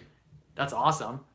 You could probably use that, depending on your market, to buy quite a few properties. You could also just buy a REIT and collect like 9% on $1 million, just 90 grand a year for life. You could easily get that capital working. I look for 10% like on my average investments, but it's hard money lending or whatever I'm doing, security against real estate. I think you could make a ton of money and have no stress. Like, you wouldn't even have to own the properties and deal with the tenant problems if you don't want to. Maybe you want to, I don't know. It's a good experience. It's good to try it out. You might find you don't enjoy it. But yeah, if you're $1 million, you're almost financially independent. You could be, if you lowered your expenses to such a level, you could be financially independent with that, totally. And yeah, you could use that to fund your mortgage. You could use the profit from whatever you're investing in, whether that's a REIT or public equities or ETFs. We should have a chat on ways you could allocate that capital. That's more of a financial planning question. We could chat about that because I worked as a financial advisor for a little bit and I had licenses. I don't now. There you go. What's the cap rate you're looking for? I did say what my cap rate was, around 10 is what I look for in my market. What are your thoughts on real estate market in Ottawa? I answered that question. Thanks, man. I appreciate that he just found my channel and he's so thankful he found it. That's awesome. I'm so glad people are discovering me. I hope that if I can get to like 10,000 subscribers, I think that's when YouTube starts. I just like don't even know, but I think the algorithm might start to promote my videos a little bit more and I can reach a wider audience, because the more people I can help, the better, right? I just do this because I enjoy it, right? It's not really about the income. I don't make anything from YouTube. Here it's like a 6-month wait time anyway to get your videos monetized nowadays, so I'm not looking at money until 2019 anyway. And it'll be like 30 cents from what I hear. No doubt. Mike is a wealth of information, a true genius. He just devours info and makes it easy to understand. All good info. 96 double E. If I could heart this right now, I would. If you leave this as a comment after, when this goes and I put it out here for everyone to see for the after, like the recorded version that goes published, I will like heart that. That was really, I appreciate that a lot. Uh, Stram is perfect. Hell yeah, man, this is awesome. It's good, it's good. So you guys could all hear me. My audio was going okay. I was worried about that. I didn't know. Now I'm in the like far corner of my house. I didn't know if that affects my Wi-Fi's way over there. So I didn't know if that was affecting things. I can't believe we still have 13 people. We've been on here for 80 minutes, guys. And I don't know if it's the same 13 people, but freaking sweet. You guys are awesome. Like, I can't believe I have people watching me right now at like 1 in the morning, Eastern Standard Time. You guys are awesome. If you got value from this, like, please smash that like button and share this after. That would be cool. The more views, the more motivation I have to do this. If like no one watches it, no one sticks on, then I lose motivation. I just go about my real life, which means not on YouTube. Anyway, I know you said you try to stay within 30 minutes of your home.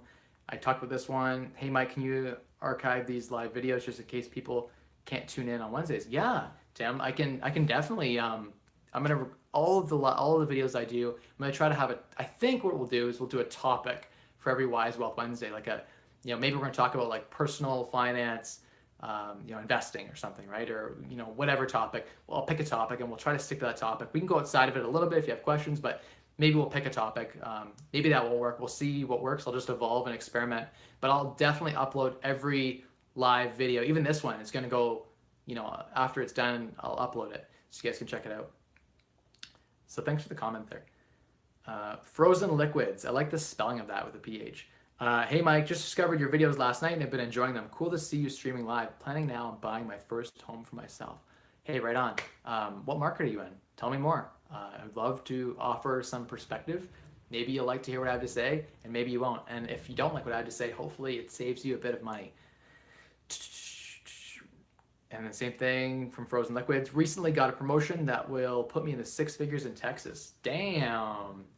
That's some solid money. I think my best year in management consulting, I made like 60 grand. I was so underpaid for what I was doing. They're billing me out, I'm sure, at like well over $100 an hour. So that's fantastic. If I could do it on 50 grand a year, you can do it on 100, guaranteed. And I have no debt, extremely low monthly expenditures. Hey, me too. I'm super frugal. Like, I was living house hacking scenario where we rented out rooms. Our living cost is like nothing, like literally nothing. So check out house hacking. That's a cool way to keep expenses low. Considering real estate, but not sure I can do it working 40 hours a week. You know what? You could buy more turnkey type properties and outsource a lot of the renovation work and the management and still do really, really well. So that might be something to think of. I think at the end of the day, depends on your market. Like in Texas, I hear that property values are not very high, and like rent's decent. So you could probably do all right in that market, depending on where you are in Texas. But yeah, I think you should consider real estate. 40 hours a week, you know what? You get off, you still have the weekends. You can still get things done. I used to be able to take calls at my desk sometimes on lunch and problem solve. If you're willing to take on a little bit of hassle to make like a decent amount more money and unlock financial independence for yourself, you know what? I think power to you. So it's up to you at the end of the day. It's a lifestyle decision, and I can't tell you what's right. I can only tell you what my thoughts are and what worked for me. It allowed me to retire at 25, so you know what? I'm happy with that. I just see someone said lag. Is there still lag? Are you okay? Nino Jones. Am I okay?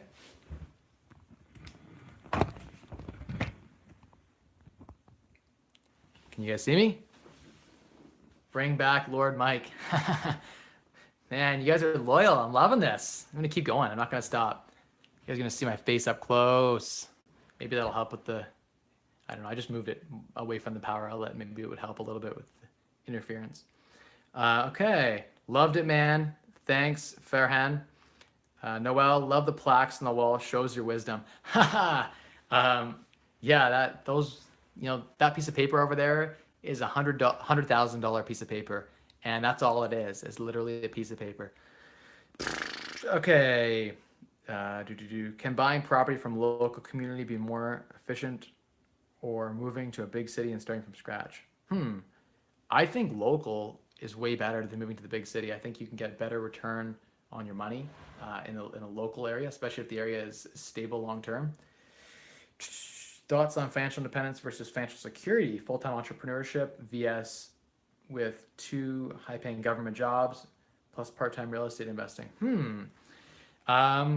You know what? Financial independence is awesome, and there's this term that Matt's been using, a friend of mine, called firepreneur. You essentially have financial independence. You're able to retire early, but you are an entrepreneur. So you can't just stop and retire. So you keep engaging and effectively you don't rely on the business for income. You do it because you love it. And so the income comes in and it's more of a bonus than rather something you rely on. So that's something to think about at the end of the day. If you have a good paying government job, what I would say is go get like 5 mortgages. Go buy like 5 properties when you have those good government jobs, because banks will just love you if your credit score is decent. Stable government jobs, you get tons of, you go buy like 6 properties one after another and burr them. And then once you get the real estate portfolio going, then maybe jump over to entrepreneurship, because then you'll have that stable, consistent sort of semi-passive income coming from your rental properties to basically pay for everything. So if your entrepreneur venture fails or it takes 2 years to get off the ground, then you're okay, right? You've got 2 years of, you can just take that 2 years. You don't need to draw on the business at all. So that's something to think about, right? I just joined the live stream. Murph Machine, thank you for joining. Will this be on the channel as a VOD? I don't know what VOD stands for. Maybe video on demand, I'm just guessing. But yes, it will be uploaded as a VOD, so you can check it out after and check the replay out. Gary looks like he said, see you, Mike. You must be going to sleep, Gary. Cheers. Scuba Steve's still here. Murph Machine's there. Farhan's there. Michael Chung's there. Lennon Connor's giving me a heart, which is sweet. Hey, Mike, congrats on all your success and thanks for sharing. That's CJ. Thanks for joining in on the live stream. That's awesome. Can't believe we're still going. I expected this to go for like a half hour, but you know what? We're still going. And if you guys are still getting value from this, I'll stay on. How do you properly use a TFSA and RRSP effectively? Michael Chung, keep poking me. Like, keep dropping comments on my videos to remind me of a video you want to see a topic on. I just did a video a little while ago about the tax-free savings account. So that walked you through how you use a TFSA effectively. The tax-free savings account is amazing. It's a hugely powerful vehicle. In a few years, it's going to be so powerful that we can like put $250,000 into this TFSA here in Canada, tax-free savings account, and invest in whatever we want tax-free. So you can make like, you can double your money inside of this TFSA, make 250 grand tax-free, tax freaking free. So TFSA is awesome if you're Canadian. RRSP is a registered retirement savings plan. I'll do a whole video on how you use that. If you're in a higher income bracket, you basically want to contribute to it to drop your income tax now and then withdraw the money from your RRSP in a lower income bracket year. So in high years, you throw money into your RRSP. In low years, you withdraw from your RRSP. So you can use it to income smooth.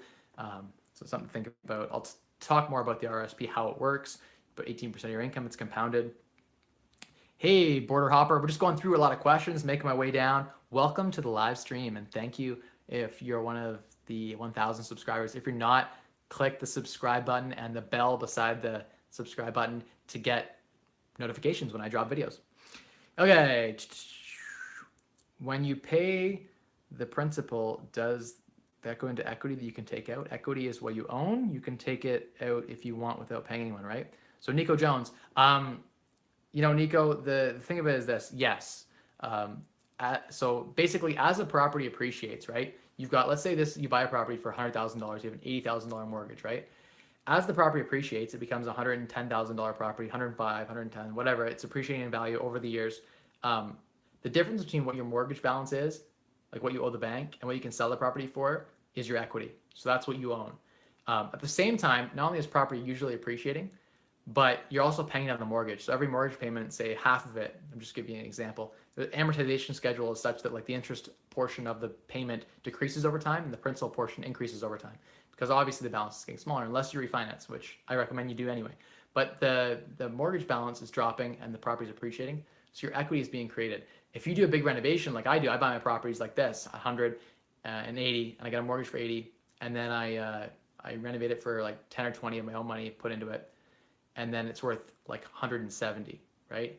And then I go refinance it up here and I pull all of that equity out. So when I refinance, whoop, all of that equity just came into cash in my hand, like that 60, 70 grand in my hand. And then I buy another one. I do the exact same thing. That's called the BRRRR, the buy, renovate, rent out, and then refinance the property and then repeat the strategy. You can use that to buy one and then buy 10 really quickly. It's how I was able to buy so many properties so quickly. It's I leveraged the BRRRR to its maximum potential. So definitely that's sort of how it works. I hope I can do another video to give you more depth on that, but I'll sidebar that for now. Hopefully that kind of explained it. Thank you so much. We'll definitely reach out in the future. Thank you for the comment. And Nico Jones, lag, cut out briefly. Nico says we're good. Lag, bring back Lord Mike. It just skipped out, but you're back. Thoughts on house hacking versus rent hacking? Being a tenant, but renting out rooms. Okay, um, so I'm just gonna stretch for a sec here, guys. Oh, it's been like, I don't know, an hour and a half or more than that. So that's awesome. I can't believe this. You guys are still here. I have 13 loyal people that are still here, and we had like 25 at the peak. That is amazing. I'm gonna keep doing this if people are getting value from it. To answer your question, house hacking versus rent hacking. I've written articles on my blog, 25andfree.com, about some of this. I think in metropolitan areas with a high cost of living, a high HCOL, high cost of living, like LA, Vancouver, Toronto, New York, whatever. There's tons of big cities in the world. All of these places tend to have really low cap rates, so it's very hard to make house hacking work. At the end of the day, I think that house hacking makes sense in areas where you can buy a property and rent out bedrooms, or buy a duplex or triplex and rent out the units, or buy a property with a garage and rent that as a suite, or rent it out for storage, or buy a property that has parking, using unused portions of the space and then renting it out, right? That's house hacking. You basically turn your house into an investment instead of just a liability. So you get value from the house and in the form of cash flow. So house hacking is amazing in a lot of markets. I think it works really, really well. In the high cost of living areas, I think rent hacking makes more sense. Rent hacking is the idea that you try to find the best deal that you possibly can on a place to rent. And you rent because the rent to buy calculation is such that it makes way more sense. It makes way more sense to rent in these areas, because some of these places are in like New York where, you could buy a house and you rent it out and you would lose money every month. So in those situations, it's better to be the tenant and better to rent. So you'd rent the space. Let's say you go rent a 4-bedroom for like $2,000 a month. I'm just throwing out a number here. Every market's different. 4-bedroom for $2,000 a month. 4-bedroom apartment, whatever. 4-bedroom house. You can find them in maybe not the best area, but you'll find it. And you go rent those bedrooms out for $600 a bedroom, or call it like $650 a bedroom. So $650 a bedroom times the other 3 rooms. You take the one small room, let's say, and they're your roommates effectively. So you're sort of subletting to them, but they're roommates, so it's legal. And you pay the lease. You pay the full $2,000 to the landlord every single month, and you're locked in on rent, typically on like a rent control. So as the property values go up and whatever, you can just change out rents whenever you want. You can change out your roommates as they leave and get higher rent, $700 a bedroom, whatever. But let's say it's $700 a bedroom now. You got these 3 bedrooms, right? So you're getting 3 times 7 is $2,100 a month. So your roommates are paying you $2,100 a month. Your rent check to the landlord is $2,000 a month. You're making $100 a month to live somewhere. No capital, nothing. That's called rent hacking. In like really expensive markets like New York, you can get your cost of living like pretty low. So like my first apartment, I was able to do that and get our living cost a couple $100 a month. So it's just a way of basically sharing the space in a way that makes sense. So you rent a bigger space than you need. It's a really sweet tip. Check it out, guys. Rent hacking is fantastic. It's like, because at the end of the day, you want to spend as little as you can and earn as much as you possibly can. So find ways to earn more income and spend less. So if your living costs like $0 and you can find ways to get like free housing, et cetera, that spread gets pretty big. All of that gap between here, like where my head is right now, I am your savings. This gets invested, right? This pretty face, it gets invested and it grows, right? Whether you're investing in public equities, you're investing in real estate, whatever you're doing, it's all about building that gap. You got to mind the gap. A lot of people don't mind the gap. They make 100 grand a year. They spend 100 grand a year. They have nothing. Their net worth doesn't change. There's no room. You got barely my eye in here, right? If your spread isn't very big between what you're earning and what you're spending, you're going to have an issue long-term down the road. So my thoughts on that, rent hacking, amazing. High cost living areas, low cost living areas. I think house hacking makes more sense. You can still rent hack in those areas until you can afford a down payment to then house hack. I rent hacked and then I house hacked, and house hacking was amazing. I still house hack now. I have a tiny house that I have on Airbnb, and I have a lower unit below me. Right now it's a duplex. I live in a 3-bedroom bungalow. I take the backyard for myself, and then I Airbnb like the tiny house. So if you guys come to London, Ontario, hit me up, because I probably have a place that you guys can stay. But yeah, so I do that, and the money generated from that covers all of my mortgage, my property taxes, my utilities. I live for nothing. Like I say I live on $3,000 a month, I live on like nothing. Like I make enough money from my house hack scenario in this duplex it was a single family house that I converted. Like I went through the city, got the permits, converted it to a legal duplex, et cetera, went through all the crap. And now I house hack. And even now, like you guys know that I bring in like I'm 5 figures passive income, right? Yeah, at the end of the day, like some months, worse, some months better, whatever. But I'm bringing a ton of money, like way more than I need to live. Like, I'm not bragging. I'm just the point is that like at the end of the day, if you create a house hacking scenario, if all my income streams dry up tomorrow or like significantly reduced, I'm okay, right? We're all good. G1 Mercury, man, you've been following for a while. Yeah, so thank you for that. I really, really appreciate that. Let's go down and see what the chat's saying here. Check my messages on Facebook. You want me to check live? Well, I'm streaming from my phone and I have my other phone here, so it's not hooked to Facebook. But I can after check my messages. I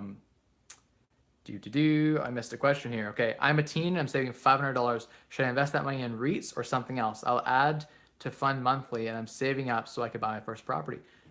Well, congratulations, man. You started to save. That's like half the population hasn't even started to get into the positive. So like you're already like leagues ahead. So take like, pat yourself on the back for that. That's amazing. You're saving too, which is like, again, like half the population can't even figure out how to save some money. So you're saving and investing. That's amazing. Again, like pat yourself on the back. Now, what do you do with that, right? When you're just starting out, remember I talked about the three, I keep coming back to this: spend less, earn more, and maximize returns. I think like you can spend as much time as you can to reduce your spending. You do as much as you can to increase your income at this point. And maximizing returns actually is not as important as people think. Like if you're invested in, say, I don't know, treasury bills or something, or go into your bank, get a 2.5% high interest savings account or whatever, on $500, like the difference between like a 10% return on a REIT and like a 2% return at your savings account is like almost nothing. So it doesn't really matter. I would say like right now, if $500 invested, it's more about preserving capital. It's more about like your time is probably best spent right now focusing on how you can earn more money. What strategies can you do to earn more money? What can you do to increase that spread and then spend less? Like the interest on $500 is like, we're talking like $1 or $2 a year. And interest in a savings account. Maybe in a REIT, you might make like 50 or $100 a year interest growth on that money. And that's not to like put down the money, because that's amazing you've saved that. Keep saving it. And once you get to a certain, like once you're like on track and you keep saying at the automatic, pay yourself first, right? You set up a pre-authorized debit from your account. I would say take that right out of your account when you get paid and put it aside into another savings account that you can't touch. Just start building that snowball and saving. And as you save, then what you invested becomes more and more important. So my focus right now for you would be like increase your income and get your spending down and just start creating that huge gap, and you become wealthy no matter what you invest in. And then once you've built up a considerable amount of capital, then it's time to pull the trigger on a property. Then the return on investment matters. A lot of people want to take $500 and turn it into 5 million, and it doesn't work that way. You really just have to work hard and save. I know it's not what you want to hear, but just saving up that first bit of cash so you can execute on that strategy that, like, say call it like 60 grand or 40 grand or whatever you need, 40 to 60. You just got to grind it. I know it's tough, but like I'm here to motivate you. Whatever you need, like you tell me what you need. You need a funny video, I'll do that for you. You need me to do a video on how you can save, how you can find groceries for half price, I'll do a video on it. I was doing that. I was finding the deals on groceries. I was finding the deals on everything. So I'm gonna do some videos on that too. Frugality isn't sexy, but I'll do videos on it. I'm like the people who know me, like when we go into a dinner event, my buddies will be like, I'll be like, order of lemon ice waters for the table on me. And it's like, they're free, right? Like ice water's free. So I'm like the most frugal guy. I'm not cheap because I don't sacrifice on quality, but I'll find a deal to get the exact same thing for less. So there you go. That's my 2 cents for now. Hi, would it ever be good to go in with a trusted friend as a business partner for more capital? Or would you recommend just saving longer to do it solo? That's from Ryan Klein. Hi, Ryan Klein. Welcome to the live stream. It's the first message I've seen. If you've been here all along, then like, thank you for being here. But if you just joined in, check out the pre-recording later on. You can see some decent truth bombs were dropped there, I think. I'm biased. I dropped the bombs. So I thought they were good. But it's up to you guys. You guys can decide in the comments after this video. Let me know if you thought this was good and you want to hear more of this and me to do more of these videos.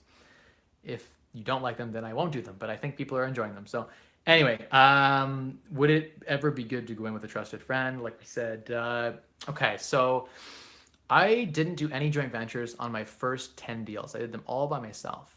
And I did that because I was partially greedy, partially because I didn't know anyone who would really want to partner with me. So I just had to do it on my own. I think there's enough gravy to go around that you can do joint venture partnerships and still make good money and still do it. In fact, like my deals, my last 5, 6 deals, excluding one that I bought myself, were all joint venture partnerships. So joint ventures are awesome. Partnering with someone makes a ton of sense. In fact, like there are strategies like you can do 1% with a joint venture partner who has a great income. If you don't have a good income, you're an entrepreneur, you partner with someone who's like a doctor or like a government worker or something, right? Who's got a steady salary. You partner with that person, you give them 1% of title. And maybe you give them 5 or 10% of title for nothing. Like you just give them 5% for nothing. Like here, have 5% of this deal. And they sign for the mortgage. They put their income goes into the qualifying, and you get a mortgage now on that at a great interest rate.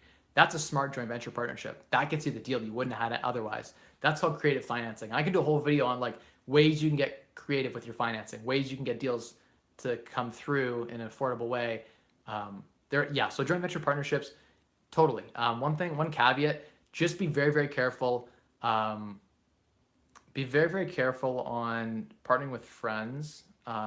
I've done it and I've not had any issues, but I've heard people have problems with friends, and when something happens and the deal goes south and you lose a friend over it, it really sucks. So I don't know, just do a joint venture agreement up, guys. Like hit up that joint venture agreement. It's really, really important to do that. The joint venture agreement will protect you. It'll protect them. You'll clearly write out in your joint venture agreement who's managing what, responsibilities, etc. That's all smart stuff to do. Like lay all that out. Definitely lay all that out. If you're going to do a joint venture, and yeah, you can be smart about it. You can even go 50-50. I get people now message me now that I've kind of built a reputation. When I go speak at a conference, people will come up to me after and say, like, hey Mike, I have $100,000. I would love to invest with you. Can we do a joint venture? You find a deal in London. Like I trust you. Put the numbers together. Pitch it to me. Whatever. We'll have the lawyer look over it. We'll do a joint venture agreement, and like I'll put up all the capital. And like Mike, I will give you like half the profit to manage it. And like I have those deals right now. So when you build up the experience and the expertise, and you position yourself as an expert, if it's a turnkey property, I would take 25% of profit, which works out to like 7% of gross. But people will come to you, and you can make deals happen even if you have no capital. You can't really make deals happen your first couple deals with no capital. You need the capital to get started, or you need to find someone to partner with who has capital, who trusts you and believes in you. So that's sort of the way to go. And it's funny, like now that I have the capital, everyone wants to partner with me. But when I didn't have any capital, no one wanted to partner with me. I guess I didn't know anyone back then. So that's just sort of the way it works. That's just the nature of it. I'll keep going here with the comments. So Michael Chung, can you make a video on how you analyze and run the numbers on a bird deal? Yes. Keep reminding me in the comments of my videos. I have it on my to-do list. I want to hit that video up, walking through how I actually do it. I do a little income statement up on each and every property. So just check that out. Let's keep going here. Okay, can you recommend House Hacking's Great by G1 Mercury? Again, loyal follower since the beginning. I appreciate that you're here tonight. Scuba Steve, can you recommend any high yield REITs to look for? Thanks for all your time you're spending teaching us. If I was you. Thanks for all the time you're spending teaching if I was you. Okay, I appreciate that. Yeah, no problem. I'm happy to give back. I've had a lot of success, and that's because I've worked really, really hard. But it's also because in the last year and a half, I've met with a lot of really great people, and some of them have taken me under their wing and share with me, tons of truth bombs and just knowledge bombs. And I want to give that back to you guys. It feels really good to give back too. And like, if you guys, are getting value from this, I don't get paid from it, but it's really nice. Maybe someday I'll get some passive income from this, but it just feels really, really good, in truth, to help people out. So there you go. I would need some water from Scuba Steve. And sorry I didn't answer your high yield REITs. There are tons of REITs on there. You can go and take a look in the US and Canadian indexes. I looked at some private REITs actually. If you're an accredited investor, you can invest in private REITs, and they don't have the same fees that the public ones do, because they don't need to go through the same rigmarole related to audits and things like that to meet like current standards to be listed on a public exchange. So they have some cost savings there. Yeah, like there are some private REITs in my local area that do exactly what I do, and they have economies of scale, but at the end of the day, there are also some downsides. I think REITs are fantastic. If you outsource all of your time and your energy, you get a similar return to a REIT. Like if you hired a good property manager and you paid them to like rent the units and all of this and that, and like you didn't do a thing, you hired everything out at full market cost, you'd effectively be just as efficient as a REIT, because a REIT takes your dollars, they lever them up for you, and they buy tons of properties, and you're owning hundreds of properties. So if like something happens, you're not relying on like one or two properties. If one doesn't burn down, you're good. Oh crap. Phone is dead. I'm sorry guys. I can't read any more of the live chats because the phone is dead. Ugh. If I can see when something pops up. So if you just like shoot the questions to me live, I can read them. You just gotta keep saying them again and again so I can see them. So put a question up right now. I'll talk on it. Sorry if I didn't get to your question. We've been doing this now for, I don't know, an hour, almost 2 hours now, hour and 40 minutes. You want me to go on? Yeah, you know what? I got one right over there. Just my phone charger won't reach to the iMac over there. I should have brought 2 phone chargers into the room. I didn't think to do that. Okay, let me see if I can get this here. Oh, hang on, I brought it up here on the phone, live, guys. Okay, our most real estate acquisitions primarily BRRRR, under market value. Most of my properties have been under market value, and a lot of them were BRRRRs. You know what? Not all of them have been, but a lot of them have been. I was running a business inside school. My employees found out I was making 200% more than them and demanded more pay, or they'll quit. I'm worried that'll happen with rent. Whoa! Sorry, guys.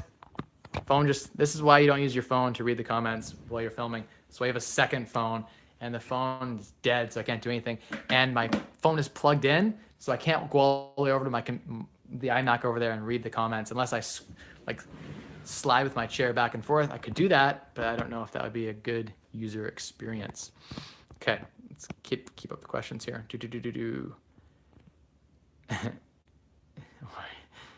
Yeah, I have a computer.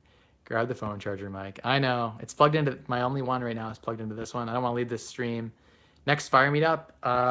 It's a great question. I should know this off the top of my head. I don't. We have one a month. So there'll be one towards the end of the month in June. So in like 3 weeks. So Jay, come on out if you're in the area and you want to come out. Okay. Thank you for your input. I need to go soon, but I want to ask you if you got my message on YouTube. Thanks, and keep being awesome. I don't know how to get messages on YouTube. I still haven't figured this one out. Hit me up on Instagram if you can.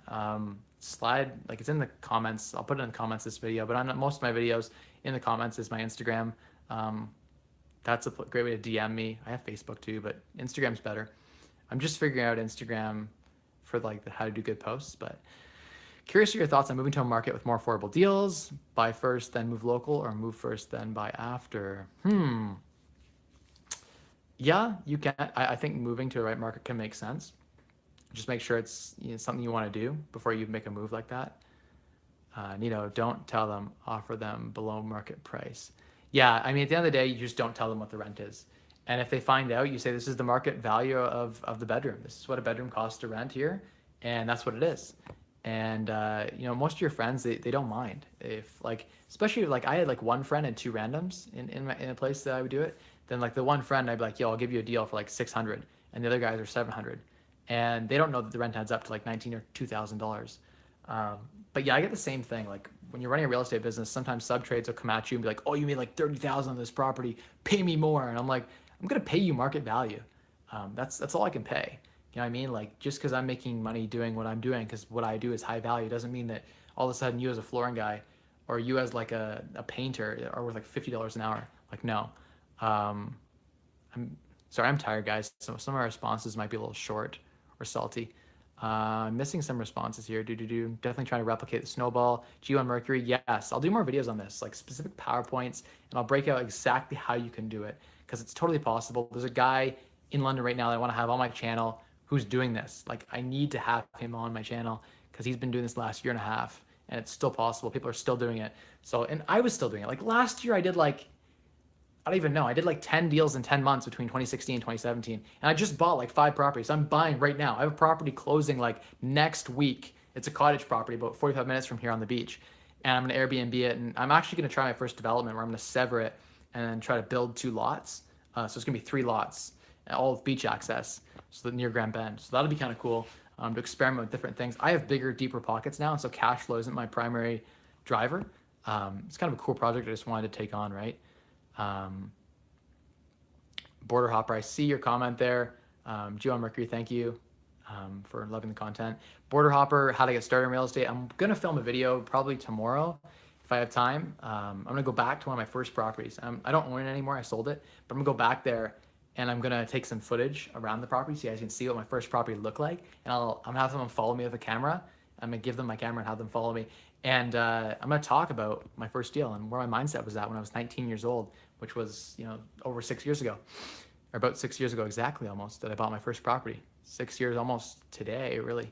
So this is crazy, right? That like in 6 years, how much things have changed. I've gone from like a no one to, I'm still a no one, but at least I now am a retired no one. Okay, definitely trying to replicate Snowball. Yeah, we read that comment. So you're 17 right now and turning 18. I'm going to use FHA to buy a property. I don't know what FHA is, but like I could probably figure the acronym out. It's a US term, so probably something like your first time home buyer, maybe. Yeah, first time home buyer. Okay, we have the same thing in Canada, slightly different, but 5% down you can buy a property. Just the mortgage insurance is pretty expensive, so just be careful. In Canada, it's really bad.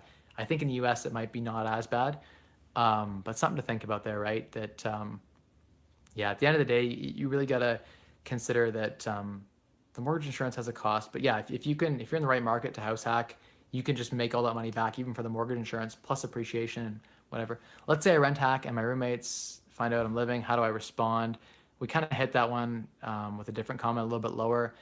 Yeah, you just gotta lay down the law at the end of the day and just charge the market value. Firehand says, lol, high. I don't know what high was about. I'm not high right now. I know you think our SK is just smoke up all the time. Nope, not always or ever. Just depends on who you are. Okay, so Mike, while you were saving up that first 50K, did you save it in cash or did you invest some of it? So I was investing, I was trading, and believe it or not, I actually lost some money in my first few trades, and then I made a mistake and I had a leveraged margin account, and for some reason they had this thing open in my brokerage account where I could lever 2 to 1. They would lend me at 6%. My credit score was good, whatever, and they just decided to lend me 2 to 1. So I had like 50,000 in this account, and I borrowed 2 to 1. So I think I borrowed $140,000 in shares by accident. I put an extra zero, and I was trading on a silver company. It was like Standard Silver Resources (SSRI) at the time, and I believed in the company. At the time, there was a bit of a value play there, and I'd been losing. I'd been trading some shares, and the cost of trading was expensive, and I made some bad decisions. And like I thought I could beat the market. And I'm like, you know what? 99% of investors can't beat the market long term. You might have years where you're up, but long term you will underperform the market. So, yeah. Anyway, I basically put this trade in. It was huge. Like I brought 2 to 1 at 6% for like a week, and then I looked at my thing. I'm like, what? Market value like 160,000. I'm like, oh my god. And then I realized I thought it had grown so much. And then I realized, oh no, I just borrowed a ton of money by accident on margin. And I had executed a trade. I was tired that day, and I didn't realize that I executed a trade on margin mostly. And I sold and like made a small money and made my money back. I think I was up like 2,000 overall. So yeah, that was kind of my experience with trading. I've done a lot of different trading and stuff. I took some value investing courses and stuff like that. So I do have a bit of a background, given I have a finance degree. You'd think I would have an edge, and yet still I believe I can't outperform the market. I just lost my chat here. Let's try to go down and find it here. I put a comment on your credit score video with a link on how to view YouTube messages. You just click on the top right, go to Creator Studio, Community Messages. Ah, thank you, Murph. I appreciate that. I will check that out. I did not know that was even a thing. Here I am, like what, now 2 months into YouTube, and I took 3 weeks off. So like I've been doing this for like a month. So I'm just learning things. Be patient with me. Did you keep your startup money for your first deal all in cash while saving? No, I used everything to buy my first deal. It was tough to fund the first deal. I just remember it being a lot of work, getting it all financed. I'll walk you through the whole video of how I did it and all that sort of stuff. Like I say, I was trading with it. I did have it in cash at certain points. The bank did want to see it in cash when I was applying for the financing. They didn't want to see it in shares. So I had to sell the shares off and keep it in cash for like 60 days in my account to get the financing. And that was a requirement back then. And I didn't know any workarounds back then. I just did what the brokers told me to do. And like 6 of them declined me anyway. But that'll be another story about like it was a hard thing getting a property at 19 without a full-time job. Okay, have you purchased real estate from wholesalers? Yes, I can say that I have. I did purchase real estate from a wholesaler. My first purchase from a wholesaler was actually this year in 2018. Bought a student rental and it was way below market value. I paid them a $15,000 wholesale fee. $15,000 we paid them for the deal. I think it was like 210. I'm renovating it right now. I can go take a video for you guys and post it up if you want to see. We're turning into a 6-bedroom student rental. It has a sweet in-ground saltwater pool, and it's like literally like I can almost throw a baseball to the college. So it's in a great location. We're going through the whole permit process right now to get the unit renovated and blah blah stuff. But yeah, so I paid $15,000 fee. You'd think, why would you pay someone $15,000? They literally just got a piece of paper signed and they handed it to me. But that piece of paper is worth so much. When I'm done renovating it, it's gonna have an ARV after renovated value of like 350, and I bought it for like 210 plus the wholesale fee. So, you know, huge margins there to put in 20 or 30 grand in renovation, a bit of stress, easy 100 grand. I'm joint ventured on it with a friend, so we'll split it half. It'll be good. What was your real estate goal? My goal is to own mega apartment building complexes, hundreds of units. You know, I've had lots of different goals. I think the paramount goal for me was financial independence, like not having to work. I wanted to be there for my daughter, there for my wife, just be home, not having to get up early in the morning too. I hated getting up at like 6 and 7 in the morning and grinding to work. It just sucks. So for me, that was a big goal, was to get away from that and unlock financial independence. And so when I unlocked financial independence, it was like I'm the first in my family like to unlock that. So that's huge. At the end of the day, it just comes down to, you know, I don't know. Just you gotta prioritize your goals. For me, it was, you know, the thing with multiplex complexes is that the returns get smaller as you scale up. So you don't get the same return you get with small residential. You get a lower cap rate in commercial properties. Plus the interest rate's at least a percentage point higher. So you lose on the interest rate and you lose because the returns are smaller on the big buildings. And it's just, you do get one roof, you know, you get those economies of scale, right? Just having one roof, everything's under one area, easier to put a superintendent in, a property manager in.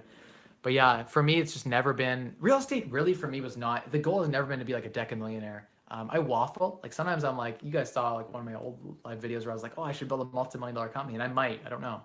If enough people tap me on the shoulder and beg me to invest their money with them and do joint ventures, I might start a corp up, and we'll just do half with each person, like a separate joint venture, and help them out. If I have the people and the systems in place, I don't want to be managing tenants. Like, it sucks. I've changed the toilets. I've gone to fight with tenants and drag tenants out and all the bullshit, like crap to deal with that, right? Like, I've been down that road. I got 75 tenants at peak, 75 phone numbers in my phone that texted me minimum once a month. Like, I had to text them for rent and whatever, but like every time I had to go into the unit, I had to give notice, whatever, contractors going in and out. I was probably sending 3,000 to 4,000 text messages a month just to my tenants. Brutal. I had a property manager, and they would still one guy would find my number, and they would all text me around the property manager. I've been through it all, trying to implement the systems. Real estate's a lot of work, guys. People make it sexy, they make it sound great. It's a good way to earn a lot of money. Your return on investment's pretty damn good. And, you know, it's a lot of work at the same time. So there's a trade-off there. People call it passive income. It was clickbaity of me. I'm sorry, in the video I released today when I said, like, I included my January's rental income as passive income, because you know what? It's not really passive. Let's be honest here. Even if you have a property manager, you're managing the manager.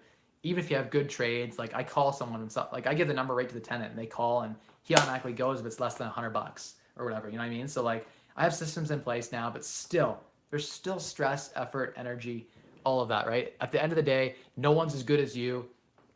And you know, everyone like is like 60% as good at managing things as you are. They care 60% as much. Employees just don't care as much as you do. So you have to align that incentive structure to figure that out here. So let's keep going. FHA is 3.5% down payment. Okay, so same thing as pretty much as in Canada. We get 5% down. Same sort of crap. Just you got to pay private mortgage insurance, so the bank can feel confident. Isn't Airbnb cheap for the person renting? What are the pros and cons renting out Airbnb versus getting a regular tenant that pays monthly? Here in my market, Airbnb can generate 2 times gross rents. So like market rents. So you can rent out a unit on Airbnb and generate twice what you would if you were renting it long term to someone. So market rent is 2,000 a month, you get 4,000 a month on Airbnb, but you're going to have to deal with the turnover, furnish the unit, et cetera, et cetera. You can do it. I mean, if you have the energy, and I see people, I know someone in here who does it really well, has a business, and they haven't regulated it in London. The council voted not to regulate in our city. So there's no regulation right now on Airbnb, and that was a good freaking decision, for a number of reasons I won't get into in this video. But you know, she puts a manager in her properties, right? She tosses a manager in the properties that is responsible for the Airbnb. And if they get 5 out of 5 stars and they meet certain metrics, then they get their rent discounted based on the revenue that's generated from the properties that they are managing. So maybe she'll have a basement apartment and she'll give it to the Airbnb manager, and they'll pay market rent for that unit, and then the rent gets discounted. Effectively, they're being paid as the upper units change over, and they handle all of that. So that's something you can do. That's definitely something you can do with Airbnb to get higher return. You can crank out like a 15-20 cap rate with Airbnb properties, and you can outsource a lot of it to the manager and have them do everything. So that's something to think about. Isn't Airbnb cheap for the person renting? What are the pros to renting out Airbnb versus getting a regular tenant that pays monthly rent? We just talked about that one. That was from EZZ. And then the 2% high interest rate. Not you. Got you. Okay. I'm going to try and make it out to the next Fire meetup. I want to pick your brain a bit. Sounds good. I often get crowded at these meetups, so I enjoy it. It's just pretty much this, but like everyone talking. There's tons of other people there that are even better than me. Maybe their story isn't as sexy as mine is, but they've got they're like maybe 40 years old, and they have a ton of experience and knowledge that they're willing to share, and they're awesome people. So great meetups. We have it at a local pool hall and bowling alley, and they give us a whole venue usually. I think they're doing renovation though, so we might be doing it outside at Vic Park, which is a beautiful park, Victoria Park, in London downtown. So that'd be a cool outdoor event. We'll probably get 50 or 60 people, I think, at least. I think we might even clear a little more, which would be really sweet. Maybe we'll do a little presentation before the start of each of the meetups out there like we used to. Damn, this guy is still up. Pineapple King, man. I've seen you, or woman. I don't know if you're a man or a woman, but I assume king, I assume man, but can't assume. Maybe you don't use a pronoun. Maybe you use pronouns of they or their. No judgment here. No judgment. Thank you for the comment. I've seen you before. It's great you jumped on the live video stream here. Yes, I'm still up. 2 hours in, we were still going. I promised to go until the questions run out. So I'm hoping to get faster and faster because it's like 2 in. Great ARV from Michael Chong on that when I talked about book recommendations. Check out earlier in the segment, I talked about a few books. Early Retirement Extreme is a fantastic book written by Jacob Lund Fisker. I'm going to do a video in tribute to him. He was one of the guys who kind of planted the seed in my mind about you can retire early, that like this thing exists, that you could just reduce your expenses and you'd be able to retire really early. Do you have a tax guy, or do you do your own taxes? I feel like it might get tricky when you have money in and out on dozens of properties. I do have a tax guy. I do my own taxes. I have someone I can talk to, a friend of mine. Keep in mind, I went to school for finance and accounting, so I have experience in accounting, and I was actually getting my CPA. I worked at KPMG, and I had 6 months towards that before I jumped into consulting. So I have a background that allows me to do my own taxes. I hired it out one time in 2014, and I copied and emulated how to do T776 forms. Last year was brutal. You guys can check my Instagram, my Facebook out. Like, it took me a month to do my taxes this year because I sold some properties, and I literally had a 30-pound box of receipts. Like, I probably had 250,000 receipts at least that I was going through, and it's like for all these renovations, all the properties I did last year, I did like 10 property renovations. It was a nightmare. Like, I got a bookkeeper now I'm working with, so pay a bookkeeper $15 an hour, do the manual stuff in Excel, and then I'll do my own taxes because I know the tax law well enough that I think I know my situation better than the accountant does. So I feel like I can make a better decision as long as I know the questions to ask. So even if I don't know the answer on the tax law, or I don't know exactly the nuances of how it works, I know the questions to ask Google or the questions to ask an accountant. I'll probably outsource my taxes. like next year. They're not too difficult, at least in the US. I'm a tax associate though. G1 Mercury. Cool. You're a tax associate. That would be sweet if you were a Canadian tax associate, because then I could poke your brain for some knowledge. You know, the tax law changes all the time, so I don't keep fresh. But back in 2012, 2013, you know, I had this big tax book and I read through it, and yeah, like it's not that difficult. I have to manually mail in my taxes, which sucks. I can't do it online because I have each property is considered a financial statement, and so I had like 14 financial statements attached to my tax return. So I do a financial statement for each and every property, and then there's statements when you sell a property as well. So it's, I think my return was like, I printed like, our return was 170 pages or something ridiculous. Like now with all these videos, I'll probably get audited and they'll like want to go through the whole box of receipts, which is cool because like I did everything above bar, but just a pain in the ass I hear to go through an audit. I've been audited once before, but not an in-depth audit. So that would suck if it happened, but I'm prepared if it does. I have my receipts. Hopefully the carbon copy doesn't disappear on the receipts so they can't read them. I hear that's happened before. Thoughts on levering up 20% down to buy a REIT from a cash flow perspective, not much arbitrage opportunity. Yeah, I mean, it's hard. REITs are publicly traded, especially ones that are publicly traded with no insider information. You're getting no edge. So you're just buying for cash flow, or speculation, like speculation and cash flow.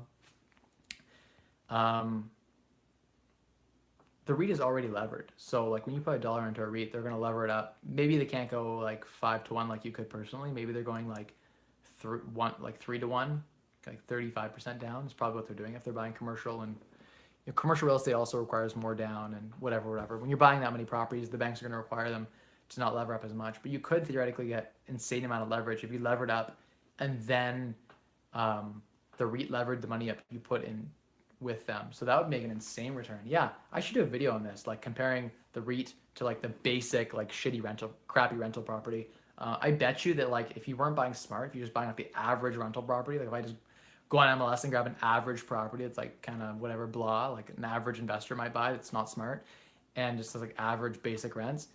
You know, I think that probably it would come down to the REIT might outperform with the right leverage. If you could get cheap enough leverage, like a home equity line of credit, and then invest in a REIT. Yeah, it's a smart idea. You just give me an idea for a video. I think that'd be pretty cool because people shit on REITs. And you know what? Like there are a lot of shitty REITs that deserve to be shit on, but there are a lot of good REITs too. So that's something to consider. And private REITs, if you're an accredited investor, are amazing too. There's some really good ones in my local market that, like I know guys who do that and invest in that, right? And they do pretty well. How can I use my time most productively in pursuit of FI owning real estate? Currently, I meet investors, read about it, check on deals, and watch channels like yours. You know, you're on the right track. Like at a certain point, there's not much more you can do. Biggerpockets.com. You know, at the end of the day, frick guys, I'm getting pretty tired here. I still gotta go have some food. I'm starving. Getting the midnight munchies. You know, I think you're making a lot of the right decisions, and just keep networking, keep meeting people, keep watching the videos, you know, there's a point where like, I remember when I was into it and I was maxed out and I couldn't buy any more properties, and it was like a 6-month period where I had to save the next down payment, and I was renovating like 2 properties, and I had to wait till the renovations were done to get the refinance. And it's like 6-month period, and you're working day in and day out, and you're grinding like a freaking animal. You get home and like, it's like I would get home like 2 a.m. now and get up for 7:30 for work and do it again and again and again every single day. And I would take like 1 day off to like be with family and stuff. But it's, you know, just balance is key too. Focus on balance. But yeah, I think you're making all the right decisions. Try to focus on spending less, earning more. Keep that gap huge. Just the more you're saving, the better, the closer you're going to get. And just taking in the knowledge, because when you're ready to go, it's going to be huge. And I think one thing I could have done better was spend more time, especially my first deal. I could have met up with some realtors locally and found a good one, and then went and looked at like a dozen properties or more. So that'd be something I would recommend as well. What role did your wife play in your success? Jay Davies. That's a great question. My wife has been supportive since day one.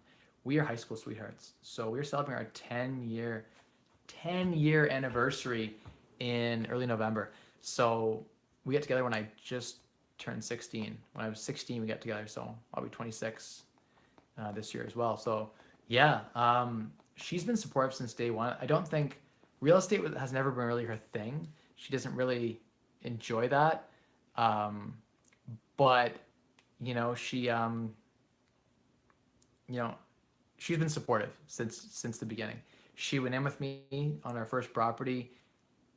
You can check out my Instagram, guys. Slide into Instagram and see. She's there on the work site sometimes. Like our daughter was in like a playpen, and we were cleaning up garbage outside. Like when she was pregnant, I wouldn't let her on job sites. So I didn't even let her go on the job site when there was like renovation work being done because I don't want the dust to affect our daughter. Like my daughter was like my goal in life, right? Like I want her, I love her so much, and everything is about her. Like it's, I don't want, this is why financial independence is so important, so I can have that stability for her. I don't want her to grow up the way I grew up. I want her to have a better life than I did growing up.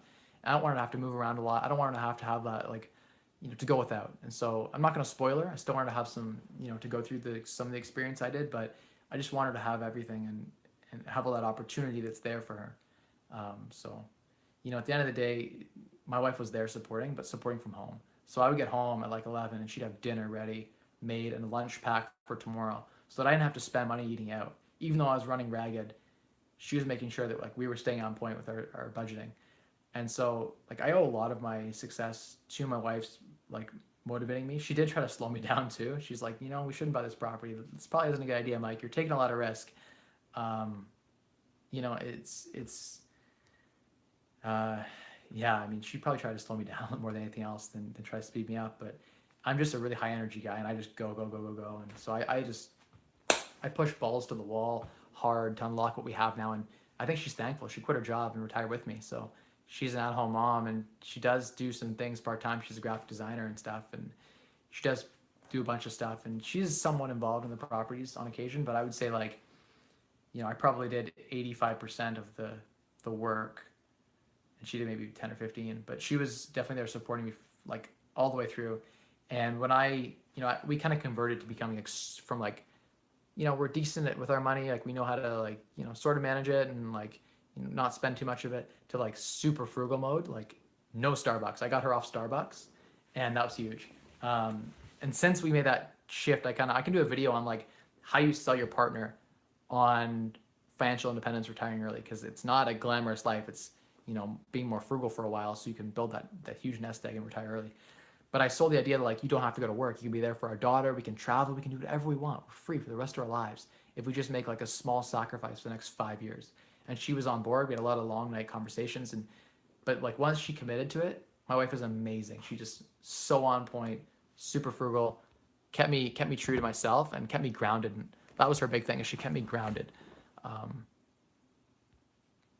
Okay. I'm trying to catch up. I'm getting behind on these. These questions are too deep. How did you learn to invest in real estate? Trial and error. Trial and error. A little bit of reading online too, but a lot of trial and error. How can you add value when asking to meet with an investor so I'm worth their time to meet? Yeah, good point. That's really, really important. Nino Jones, great point. When you're meeting with someone, when you say, hey, let's meet up, add value in some way. If you got to pay for lunch, there was a lot of like when in 2016 I started meeting with people, even though I'm frugal and like I'm super frugal personally, I would go without, like on a personal perspective, I would go out for lunch and I would buy lunch for someone I wanted to talk to. Like I remember spending like $12 on lunch, and I would get water for myself because I really wanted them to feel like they were valuable to me. So that was something that like I would recommend if you're meeting with guys. People appreciate that. Like if you buy someone lunch, they're gonna appreciate that. Like someone like myself, even I appreciate that like crazy. But yeah, find ways to add value. So even flattering them in some way, if you know what their background is, just flattering them.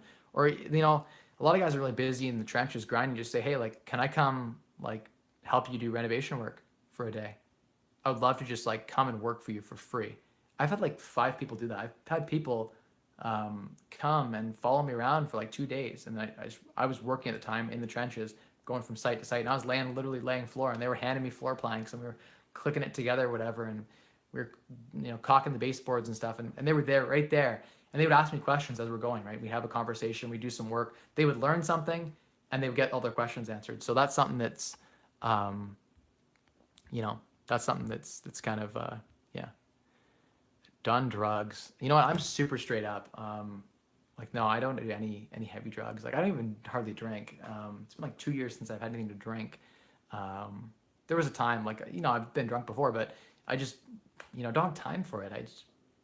I don't enjoy it really that much. So Yeah, there was a time where I would in uni college, but nope. Pretty straight. Marijuana is becoming legal in Canada, and so that's all I'm gonna say about that. So it's legal um, very shortly here in Canada. What drink do you prefer at Tim Hortons? I don't even drink coffee. You guys might think I have vices. I have no vices. I don't smoke. I don't drink. I don't drink coffee.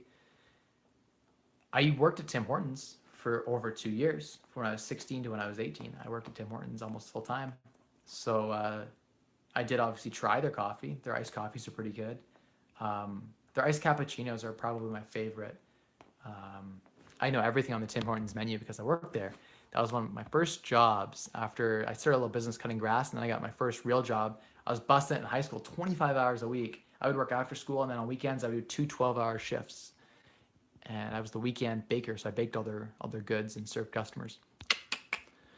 What do you think the California Bay Area real estate market will crash? Or when, sorry, do you think? Sorry, I'm really tired here, guys. Like, it's like almost like 2:30 in the morning here or whatever, like almost 3 in the morning probably. I'm burning out here. Um, when do you, I actually don't know a lot about the California Bay Area, so I can't really say when things might crash. Um, that would be just me speculating. I don't know the market as well you know, as maybe Graham would, or a local realtor in the area. You might ask them; they would know better. Prices do seem very, very high in those areas, and so there you could think of some. You could just, I could hypothesize some catalysts for a market correction. If you check up in the video earlier, some of the things way back a couple hours ago that I talked about there would definitely have an impact on the market there. Border Hopper said you should make a video on what it was like becoming a millionaire. It doesn't change who you are really. A lot of freaking work is what it was. But I could make a video on it if you guys want. If the demand's there, I'll do it. Do you regret going to college? I talked about this earlier in the video. Check it out. We talked about this. The short answer is yeah. Yes and no. You're a good guy, Mike. You definitely have your priorities straight. Thanks to you on Mercury. Appreciate that. I like to think so, but I got to prioritize my family. That's number one, right? What was your job and did it pay well? So I worked in a mid-sized IT consulting firm, IT management consulting and analysis. And in my first year, I was a researcher. So I wrote blueprints for a living. And they were 250-page blueprints. And so I would just research all day and write reports. Every 8 weeks on cycle, I had to publish 250 pages. So I worked a lot in PowerPoint, and I built supplementary tools. Then the managers took on site, and the directors took on site to then implement. And then in my second year, I was a senior, so I started going on site, implementing some of the stuff I was researching and writing about.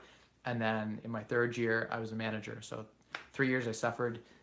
I say suffered. I grinded in a job I didn't really enjoy, but it was a great learning experience. I learned a ton about how to, how to research, do really good research. And then also, when I'm trying, I can put on a suit and I can present and solve problems on the fly. I got really good at solving problems on the fly, like being in front of a group of 10 people and just them giving me information and me figuring out the right question to ask, get the right information out to solve their problem. Because that's what consulting is basically just asking the right questions, because you don't have the expertise, they have the expertise. You just ask the right questions so they can think in the right way to get to the solution. And did it pay well? To answer the last half of your question, no. I made $50,000 a year in my first year, $55,000 plus a tiny bonus in my second year, and $60,000 salary in my third year. And my employer probably doesn't like that I share that, but I don't care. I was way underpaid, but I lived in a low cost of living sort of situation. So, at the end of the day, it's just I just saw Nico's question come up. I'm gonna hit it now because it's relevant. How do you ask the right questions? You know what? I could talk to this for a while, but it's just, there are certain frameworks that you can build to, think of how to solve a problem. And you can use those, like the gap analysis. Basically, a lot of it was figuring out the current state. Like I would help them figure out their current state. And then I would help them map out what their desired state was, where they would actually want to go. And that would help them build a bridge between the two. And I would ask a series of questions that would lead them from where they are to where they want to be. And effectively, we would find, it was more of I did more business IT consulting. So putting in systems in place. I didn't get into the deep technical jargon, more or less focused on how they could position themselves to be the IT departments in large corporations and mid-sized corporations, how they could position themselves to add a ton of value.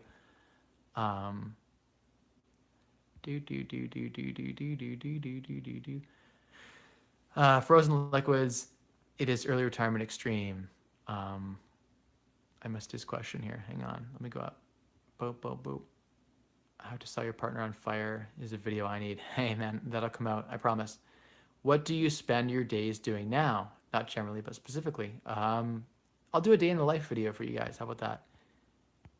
Sorry to ask after you already said it, but what was the book you mentioned earlier that introduced you to the concept of early retirement? So Early Retirement Extreme by Jacob Lund-Fisker. I'm going to get an Amazon affiliate link. And I'm going to start putting it in my videos. I'm going to recommend some good books, fantastic books. So maybe hang on and get that book.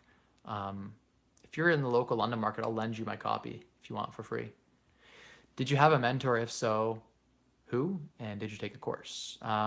No, didn't really have any mentors, unfortunately. Didn't take any courses. I've never taken a course. Just found things free online. I'm a really good researcher, and I'm good at asking the right questions, so I can kind of pull out information. I just sort of figured things out. You know what I mean? So that was sort of the way I did it. And I'm getting really tired here, so I'm going to start wrapping this up pretty soon. But if you guys want to keep going, I'll keep going. Met up with the millionaire real estate agent. He bought me a lunch. I feel like if I offered to buy him lunch, he'd be like, what the fuck? Yes, everyone's different, right? I'm super frugal, and like I appreciate the value of a dollar like no one's business. I still pretend that I'm broke. I still pretend that I'm poor, even though I'm rich. Not really rich. Like rich is like decamillionaire. I'm like decent. I'm doing well. You know, it's I'm going to sleep at some point here. Yeah, go to sleep. You guys. All right. If it drops below a certain number, if it drops below like 15 people on here, I'm gonna go to sleep. So if you guys share it and keep it above 15, I'll stay on. Okay. Affiliate link will come for Early Retirement Extreme. Great book. It's a little bit extreme. Like he's super frugal. But he was able to retire super early and on a super lean budget. I'm looking forward to meeting him actually. Here's in the Chicago area. If I can get a hold of, if anyone knows him, I'm gonna do a video on him and hopefully get his attention, like straight out to him. I'm gonna put his name in the video and like do a couple videos on him and how much of an inspiration he was on my life and who I am today. And hopefully I get to meet him and do a road trip. Same with Pete Adney, who's Mr. Money Mustache. I'd love to meet those guys. They were like online mentors to me. I had a lot of online mentors that I never really met in person, but people who kind of, I followed them. Similar to you guys following me, same sort of thing. That was the only real mentor I had because I didn't know anyone in my local market. Do you plan on splurging on a Lambo or a yacht? You know what? I'm not that rich. I could probably buy, I guess I could buy a Lambo or something, but a yacht? No, I'm definitely not there. Yeah, I get tempted all the time. The wife and I will go look at some houses or whatever, some really nice houses, and I'm like, I'm looking at lots, and I'm like, I could just build a really big house and then house hack it and then sell it tax-free or something for a profit. So it crosses my mind. On this journey, you guys might see me build a bowling house and then sell it. It won't be the long term, but I might just do it just for the experience. If I get enough passive income that, you just got to spend it on something, then maybe I'll do that. But I don't let lifestyle inflation kind of creep in. I don't get that much extra value from spending that much extra money. I kind of live the life that I like to live. I eat out when I want to. I use coupons. I get a thrill. Like when I eat something that's half price, I just get a huge thrill. Michael Chung, money doesn't change who you are. It amplifies who you already are. It's a great point. At the end of the day, financial independence is, gives you the ability to do whatever you want with your life. And that's the amazing thing. Thanks, guys. I see you popping in there. How many Mike Roseharts does it take to change a light bulb? Is that an insult? One. Well, half, I guess, that one hand. Half a Rosehart. You know what? I don't even change light bulbs anymore, really. I get my tenants to do all that.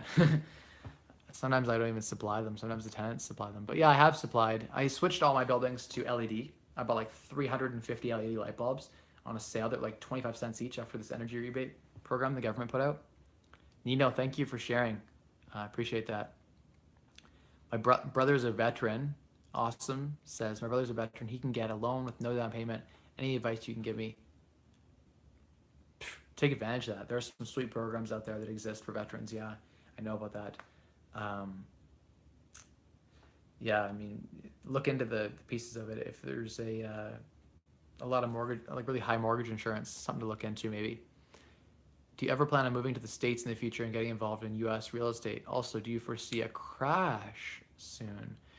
I've talked about this, guys. You know, it comes down to goals at the end of the day. And right now, I don't have any goals of moving to the United States. I'd have to get U.S. citizenship, and Canada's awesome. I get free healthcare, like 100% free. I go break my arm and go to the emergency. It's free. They're talking about free prescription drugs. Um, my daughter gets free everything, free eye care, free. Canada's freaking awesome. And if you get your income just right, there's a lot of social programs that just, Canada's an amazing country. I'm a big fan of Canada. Um, I've done a lot of traveling to the U.S. My parents-in-law have a place in Florida, near Orlando. They have a trailer, and I usually go down there once a year. So I'll probably go down there this year for a couple weeks, film some videos, check out Florida, and I'm gonna go visit Graham and Kevin, meet Kevin and Graham Stefan. I will drive down to Cali and visit them in the fall probably. But I probably just would travel, get the experience of the United States and see the areas that are nice. I've done a lot of traveling to for work to Vegas and New York and Pittsburgh and stuff like that. But it'd be nice to go and do it for travel. Like I said, go to visit some of those people and like Jacob Lynn Fisker in early retirement extreme. I'd like to see him in Chicago, and then go to see Colorado to see Pete Adney, Mr. My Mustache. So no, I don't plan to move there. Crash could be coming. Check the video earlier where I talk about my thoughts on real estate. I'll do a video on prediction. Thanks for sharing on Reddit. Appreciate that. So you only focus on real estate now and don't work no more. Yeah, so I do a whole bunch of things. If you check out some of my other videos on passive income, you can see what I'm doing. I do a little bit of hard money lending. I also do a lot of other things too. I'm doing YouTube now. I do some mentoring. I do a little bit of coaching. It's gonna have to start becoming paid. I hate that. Like I hate paid coaching and paid courses. I just love to give things away for free. I'm a frugal guy, so I'm starting to do a little bit of coaching. People are paying me to get on the phone with them, do one-on-one coaching where we walk through. So there's a little bit of that with my time, but most of my time is just spent relaxing. I watch some really great shows, like this show Billions, fantastic. I like that show right now. I'll probably crush an episode after this just to wind down and relax before bed. But I'm not gonna get to bed till 4 in the morning. You guys are keeping me up so late. That's okay. It's worth it because I'm over 1,000 subscribers, and I need to be juiced up from that. Could you guys imagine if I can get to 10,000 subscribers? How many people I could impact? How many lives could be changed? I wish I had found. I wish I had found someone like myself 8 years ago. So yeah, I'm gonna keep hitting these questions here. Maybe they'll run out eventually. Doesn't seem like it. The U.S. needs to be more like Canada. Yeah, I think there'd be some value there. We are a pretty socialist place, so there's a happy medium. Our tax rates are pretty high. When's the next OREC convention? So my buddies Matt and Jeff hosted it, and I spoke 5 times at the conference. It was a 2-day conference, OREC 2018, Ontario Real Estate Conference. It was fantastic. We had 350 people come out. Graham was there, Graham Stefan, Meet Kevin, a bunch of other people were there too. This Tyler Gurr guy, he seemed a bit scammy. He's with Grant Cardone's 10x thing. I don't know. Yeah, so there'll be 2019. So next year in May, there'll be OREC 2019. So that'll be cool. I want to put on a conference here that's about financial independence, retiring early, here in London. Sort of like FinCon, but different. Let's go up and get some comments here. So did you only focus on one house and waited a year to get the equity, then snowball the rest? Yeah, so my first house was bought in early 2012, and I didn't buy my second house. I put an offer on it in late 2014 and didn't close on it until 2015. So there's a 3-year gap from my first house to my second rental property. Um, I was just saving and working hard, finishing school up, and for the first year and a half of that, right, of that 3-year gap. And I was still working and everything, but just getting through all of that. There was a 3-year gap where I was working and saving. It's a grind. There's a lot of grinding. From 17 to 25, there's an 8-year period, and there was a lot of grinding in that. The snowball picks up really in the last couple of years, right, where it's really impressive. Do. Next one. Let's see. Thoughts on Justin Trudeau? Oh, don't get me started on the politics. You know what? I didn't vote for him. I'll stop there. I think he's done some pretty cool things for the country too, but he's an idiot when it comes to the economics. So he's a drama teacher. So we've not had a prime minister in Canada that hasn't been a lawyer or an economist with like a PhD or a master's in economics or has a law degree ever until Justin Trudeau. He's the least qualified prime minister we've ever had in the history of Canada, like 150 freaking years, over 150 years now, coming up in July. So yeah, don't get me started. The guy's an idiot, but the Liberal Party isn't terrible. I don't know. Don't He's done some bad things and he's done some good things. I'm sort of neutral on that. He hasn't made big enough changes. This trade war though that he's trying to bring on with Trump, or Trump's bringing on, and I don't know. It's not going to be good for Canada. Check that out in the headlines, guys. There's a trade war sort of starting out between Canada and the U.S. with some of the tariffs they're putting into place. That sucks. I'll talk about that. Maybe I'll do I thought about doing a video. It might be kind of cool, called I don't know, Market Mondays or something, where I just talk about like what's happening in the market and do like a 3-minute video on what's happening in the economy, what's happening right now in X or Y areas.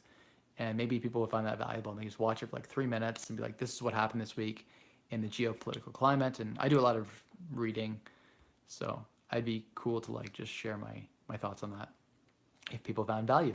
Could you put a link to the fire group in the description when you're done the stream? Yes, I will do that 100%. The Facebook group, I'll put it out there. We have a website too. There's like the On Fire podcast too, which is cool. Nice. Billions is probably my favorite show in 10 years. Such great acting. Frozen Liquids. I actually loved that name. That's I like that. The PH for Frozen. It's creative. Yeah. Fantastic show. Fantastic show. I'm watching that with like Stranger Things and Westworld and a few other cool shows.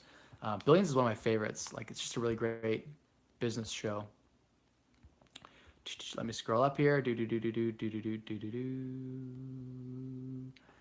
Fam, it's 2:30. Jay, you're right. It is probably even, I don't even know. My phone's dead, so I can't even check it. But yeah, it's late, and I have an hour to unwind still yet. I gotta eat. Like I'm starving. I got food out there in the kitchen. I gotta eat. Like, I might just bring you guys out there and have some food. You're not gonna like that. The playback isn't gonna like that, but pretty soon I'm gonna have to. This is the authentic Rosehart experience. You guys are just getting unfiltered. Like I'm as tired as I'm ever gonna be. So you're getting the raw deal right now. Funny you say that. I'm watching the latest episode right now. Man, nice. I'm going to check out the latest episode after this when I eat. I'm going to watch it. So don't give me any spoilers. Do not give me any spoilers. Did you take any huge losses at the beginning you wish you would have avoided? Awesome. Good question. Yes, sort of. So on my second rental property ever, I spent a lot of money renovating. I had some issues with the property, and it cost me more than I thought it would. Same with my first Actually, my first deal, I bought slightly like at market value, so I got no deal on it. Maybe even I paid a little. I got paid market value, but I could have done a lot better on the negotiation. The agent that sold it to me double-ended it. I didn't even have an agent working with me. It's a whole. I'll give you guys the whole story in another video, but yeah, I spent a lot of money renovating and learning to renovate the basement apartment and stuff. And I house hacked, so it worked out really well because I lived for free. But I made almost nothing when I sold it. After tax, I made like $1,000 or $2,000. So it was a terrible deal. One of my worst. My first and second deals were my worst because I didn't know anything about anything. So you'll steal Graham Stephan's subscribers soon enough from Border Hopper. That's not my intention. I don't want to steal the subscribers, but if we can share the subscribers, I'm cool with that. Never bite the hand that feeds you. He fed me a lot of subscribers, so I owe him for doing that video with me. I appreciate that. It was a lot of work getting that video together, especially the prop in that video, if you guys have seen that video. The ending, too, is super sweet. I love that twist. It's going to be a good video. I think it'll eventually get like 100,000 views at least. So what do you think of Grant Cardone anyway? We'll save that for another video. Bro, you look like a school shooter. PP. That's insulting. A school shooter. Come on, I have a heart of gold. People who know me. Neil Diamond would say I have a heart of gold. I've been searching for a heart of gold. Your first house, did you put 5% or 20%? Just 20% down. I've never put 5% down. I've always put 20% because Canadian Mortgage Housing Corporation is the monopoly on the private mortgage insurance you need to buy less than 20% down. So they take 4% of your down payment when you put 5% down, in an automatic fee that compounds negatively against you at your interest rate of your mortgage. And I actually did a video on that. So go in my history and find that video of why I think you should put 20% down if you are buying in Canada. So yeah, borrow that money at like 10% from someone and avoid the CMHC insurance. You'll be better off than going through the insurance. Okay, what Canadian companies are you invested in? Honestly, just index type funds right now. There is one company that I'm investing in, SNS, Select Sands. They're out of Arkansas, but they're trading on the Venture, Toronto Stock Exchange Venture.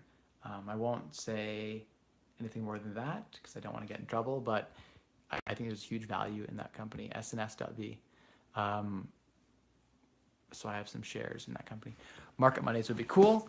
So if you guys like that, it seems like 2 people like that. Maybe I'll try it out. Maybe next Monday I'll do a Market Monday and see what you guys think.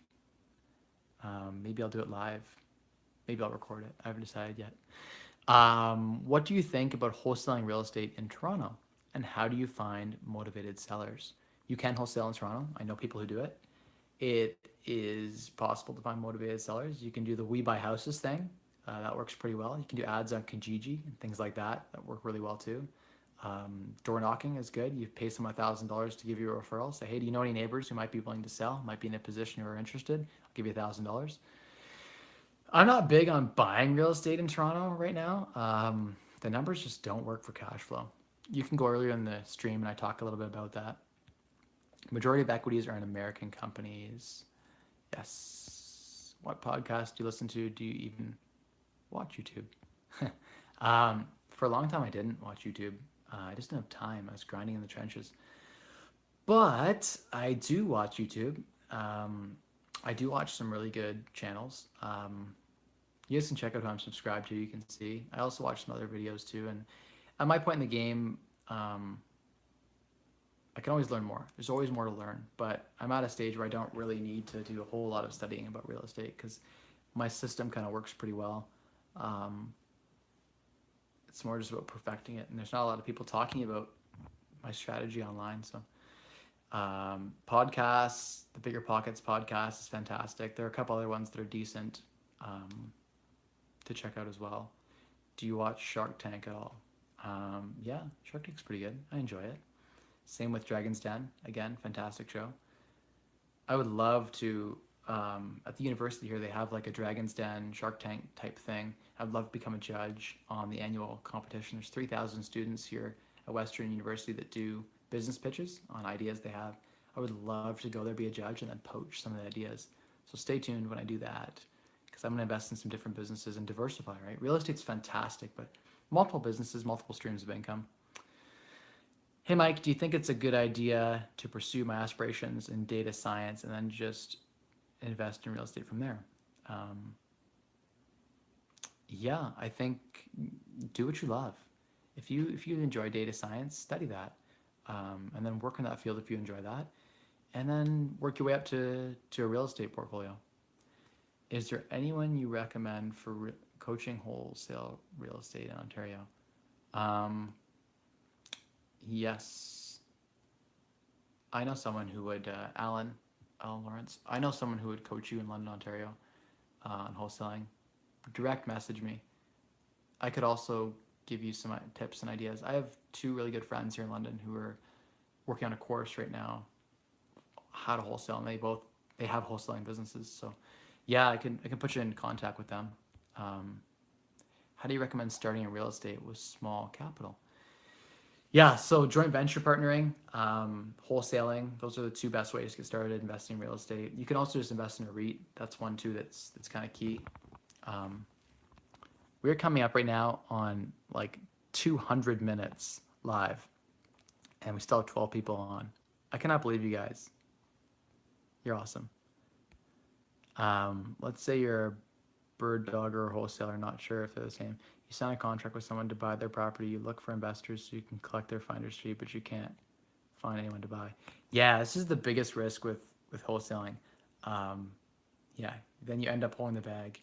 You got to put a clause in there to get out of the deal, or if you don't do that, then you're stuck having to close the deal, and so you got to borrow hard money to close that deal. This is why someone who has connection and like myself, if I had a deal, I could put it out there to my network of just people I know in London, and the deal would be gone like that. Like I can't even snap right now. I'm so tired, but like that, it'd just be gone. Um, I've always just been able to close. I've always just wanted. I had opportunities to wholesale a couple deals last year, and I just closed on them myself. I went under contract with the wholesale clause, and I almost wholesaled it for like 20 grand. But I was like, you know what? I'm just gonna flip it myself, and I made 70 something grand on it. So glad I did that. I'm glad I just took the deal on myself. It's hard to, as a wholesaler to avoid. It's really hard to avoid um, Groose with the big caboose. Harry, what? I don't even know what that even means. How are people still on with me? Um, I think I'm through all the questions though. We're getting close to the end. For the replay, you guys are watching this. I appreciate the people who tuned in, and you guys should tune in next Wednesday at 7 p.m. and 7 p.m. EST, Eastern Standard Time, and 4 p.m. Pacific. My eyes are getting tired here, guys. Sorry, it's been a long video. Nino, you just want to keep me on here, man. I'll stay on though. Private mortgage insurance. If the deal's good enough, it makes sense. In Canada, it's too expensive. I think they just keep raising the fee on it, so it makes more sense, I think, to just borrow the additional money to get 20% down.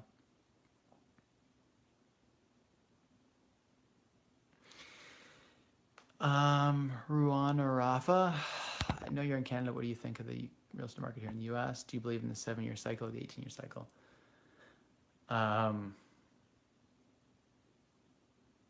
You know, I'm not. I did talk about the real estate market a little bit before, and I'll do a video on it again in the future. So it's the same kind of question again. I do think that, yeah, I don't know. It could. It could really. I'm really tired. It could go up, could go down. I can't speculate. At the end of the day, you've got to think that if you buy for cash flow, then you're safe. You're insulated and protected. Oh man, you're killing me. Meaning of life. I got a whole video on that. Check it out. I uncovered the secret to the meaning of life. It's an 8-faceted approach, an octagonal approach, 8 dimensions of personal wellness. So what makes someone successful? Financial is just one of 8 different categories. 8. Yeah, you guys know. You guys can train now. The secrets. So yeah, I mean, at the end of the day, I think if you're in a stable market that's diversified, you'll survive any recession. Hey, no worries. I'm glad you tuned in. Seriously, we've been going on this for like almost 3 hours, I think. I don't even know what time it is. My phone's dead, so I can't check. But this phone here, I could probably check. Yeah, I'd have to end the video to check. But yeah, I mean, 24 likes. I think at our peak, we had 23 people in the video. You guys are gonna let me eat my food now. Just tune in. Tune in next week. If you guys want this weekend, I'll do another live session. No problem. Like comment on my videos. If you guys want more of this, on my most recent video on passive income, drop a message and say, Mike, I need you to go live. Like I need you to go live again at this time. And if more people like it, I'll do it. You guys want to see? I'll be quiet. I'll show you guys. I'll give you guys a tour. It'll be dark, but I'll give you guys a tour of my living room. All right, world.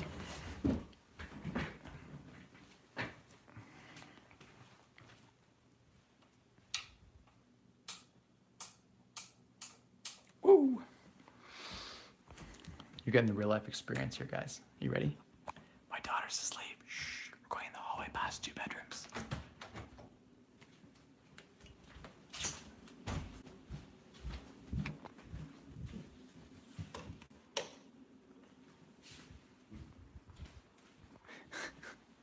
All right, guys. I am seriously going to go to bed now, guys. It has been a long video, and I really appreciate you guys being here. I'm gonna get some food out of the fridge there, and I'm gonna wrap this video up. It's been a pleasure, guys. Thank you so much for the support. Thank you for getting me to 1,000 subscribers. I'm hoping to keep growing this journey, and I'll keep going live for you guys. At the end of the day, if you guys are finding value from this, I will stay on, like you guys can see. But on for over 2 hours. So we'll pick it up again. We'll do another stream. I'll throw this one up so you guys can watch the playback. If there was something in the beginning there or the middle that you really wanted to hear about, you know what? It's something you can rewatch, so I'll upload it. Cheers, guys. Thank you so much for tuning in. I really appreciate that.